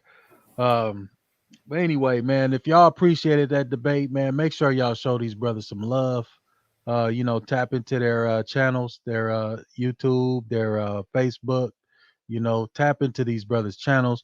Brother KP, I do have another question for you. What is the name of that your website again, brother? Because we definitely want to plug that. You're doing some good work out there, sounds like. Yeah, it's houseoftobit.com. And it's under construction right now, but that's the website. Once it's set up, you can see what we got going on as far as what we do for the community in the tri-state area. And I can be reached at houseoftobit@gmail.com. Okay, we'll make sure to put that into the description. And once again, the brother Elder Yarah's information is Israelite Intelligentsia Podcast at on YouTube. Israelite Intelligentsia Podcast on YouTube. Also Elder Yarah, self-explanatory on YouTube, and then also the name Yarah Ben Nazar on Facebook, and also KP Barnabas on Facebook as well. Yeah, we appreciate you brothers, both you brothers, for bringing that powerful information. It was a great debate, man. I have to say, man.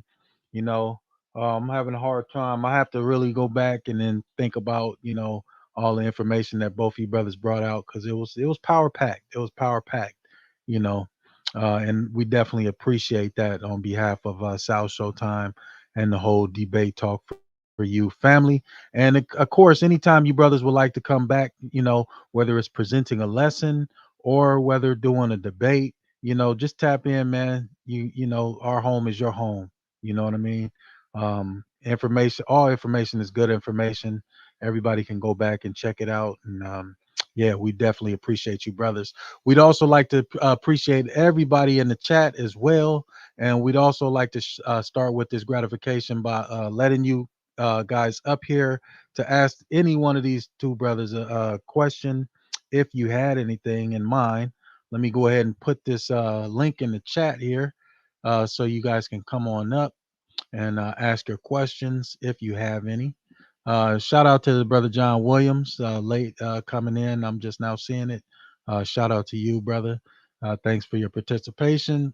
Okay, so let me go ahead and post this into the chat here. Let's post it into the chat. Boom. Okay. So the link is in the chat, guys. If anybody would like to come up and speak to these brothers, come on up. Link is in the chat. Link is in the chat. Yeah. Uh, Shout out to Wide Body Swift. Shout out to Wide Body Swift. Thanks for joining us. Um, Link is in the chat, guys. If anybody has any questions, any statements, want to congratulate the brothers on anything, link up with one of the brothers on building something, just let us know. Come on up, join us. We'll leave the link open for a little bit longer.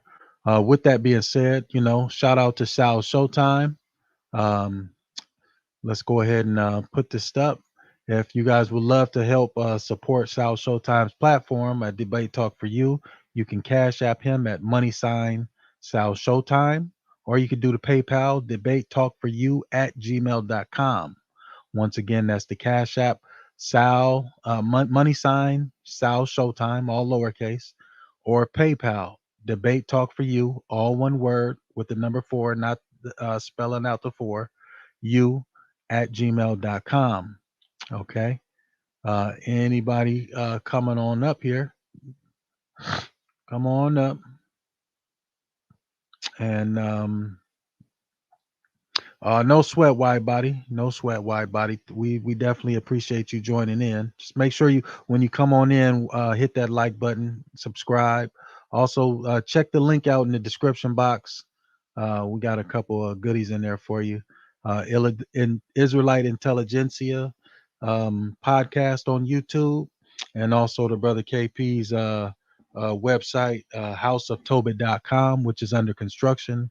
Where he goes out and he does his part and help trying to build up the community. Well, it doesn't look like anybody's come on up.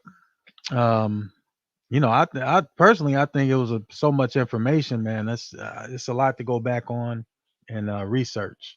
It's a lot of good points here. But anyway, I guess if nobody's gonna come up, I guess we can go ahead and close this thing on out. Once again, Elder Yarah, I'll let the brother KP say his piece. Come on in, Elder Yarah, and tell us about your platforms again. I know they're in the description box, but come on in and share with us again. Yeah, again, I appreciate you, Brother Vinny, man, for this time, man, for taking the time out, man, and hosting this thing, man, and promoting it and putting it together. It started out just a discussion going back and forth with the brother KP, man, on social media, and we just thought there was enough information here to have a debate or a really good discussion.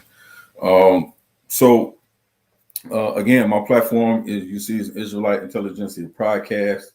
Find it on YouTube.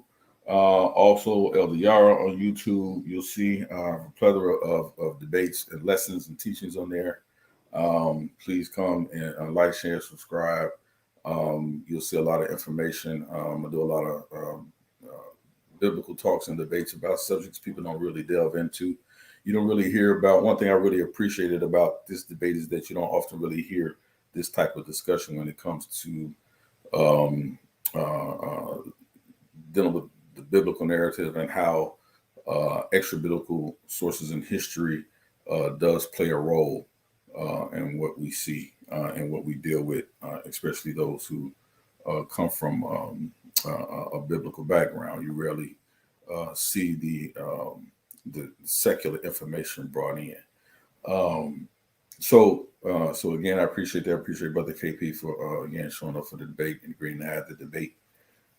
So again, man, I appreciate, man, everybody that tuned in. Hopefully they got some good information out of it, man. And man, I hope to see y'all again, man. Again, shout out to South Showtime, man. Yeah, definitely. Yeah. So I would like to end it on a good note with you fellas, man. I will just one question for both of you brothers. I'll start off with you, Elder Yara, since Brother KP's been going first all night. What would you say that his strongest point that he brought out that you felt was his strongest point in his presentation? To be honest with you, actually none. Because there's just no way you can connect Alexander the Great. And when you actually go into Biruni's genealogy, he deals with Alexander. He deals with Alexander, the Great's genealogy in a way that is very suspicious. The reason why nobody argues against it is because nobody believes it. No one even promotes it. I'm sure that's even the first time anyone on this panel, on this audience, even ever heard of Al-Biruni. It's not a matter. It doesn't mean it's true because no one argued against it. It's fallacious. So why take the time to do it? It's like somebody studying Spider-Man comic book to see if Spider-Man was true, was real. We know it's a comic book, and so that's how people look at Al-Biruni's genealogy. It's false. Okay, that kind of backfired. I was trying to get you to say something positive about the presentation, but okay. Anyway, Brother he spoke eloquently. All right, and Brother KP, same question to you. What do you think the most powerful point that he made in his presentation?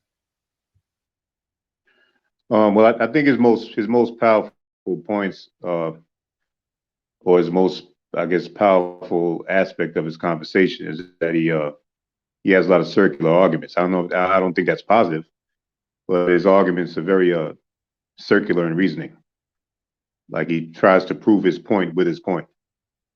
So it's kind of it's a little bit futile to try to debate somebody that has that type of understanding or that school of thought.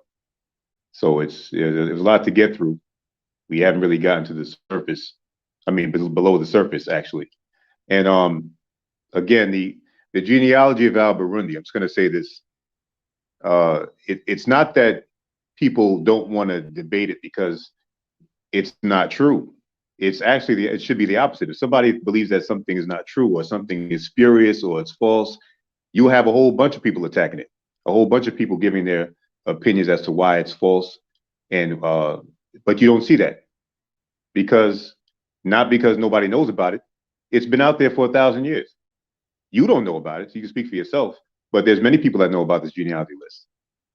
And if you're on the internet and in these social media platforms and whatnot, most of the people in these platforms don't know that much to begin with. So this is something that's been out there, and I urge the listeners, the listening audience, to go and get the book yourself. You can get the PDF version of it and download it.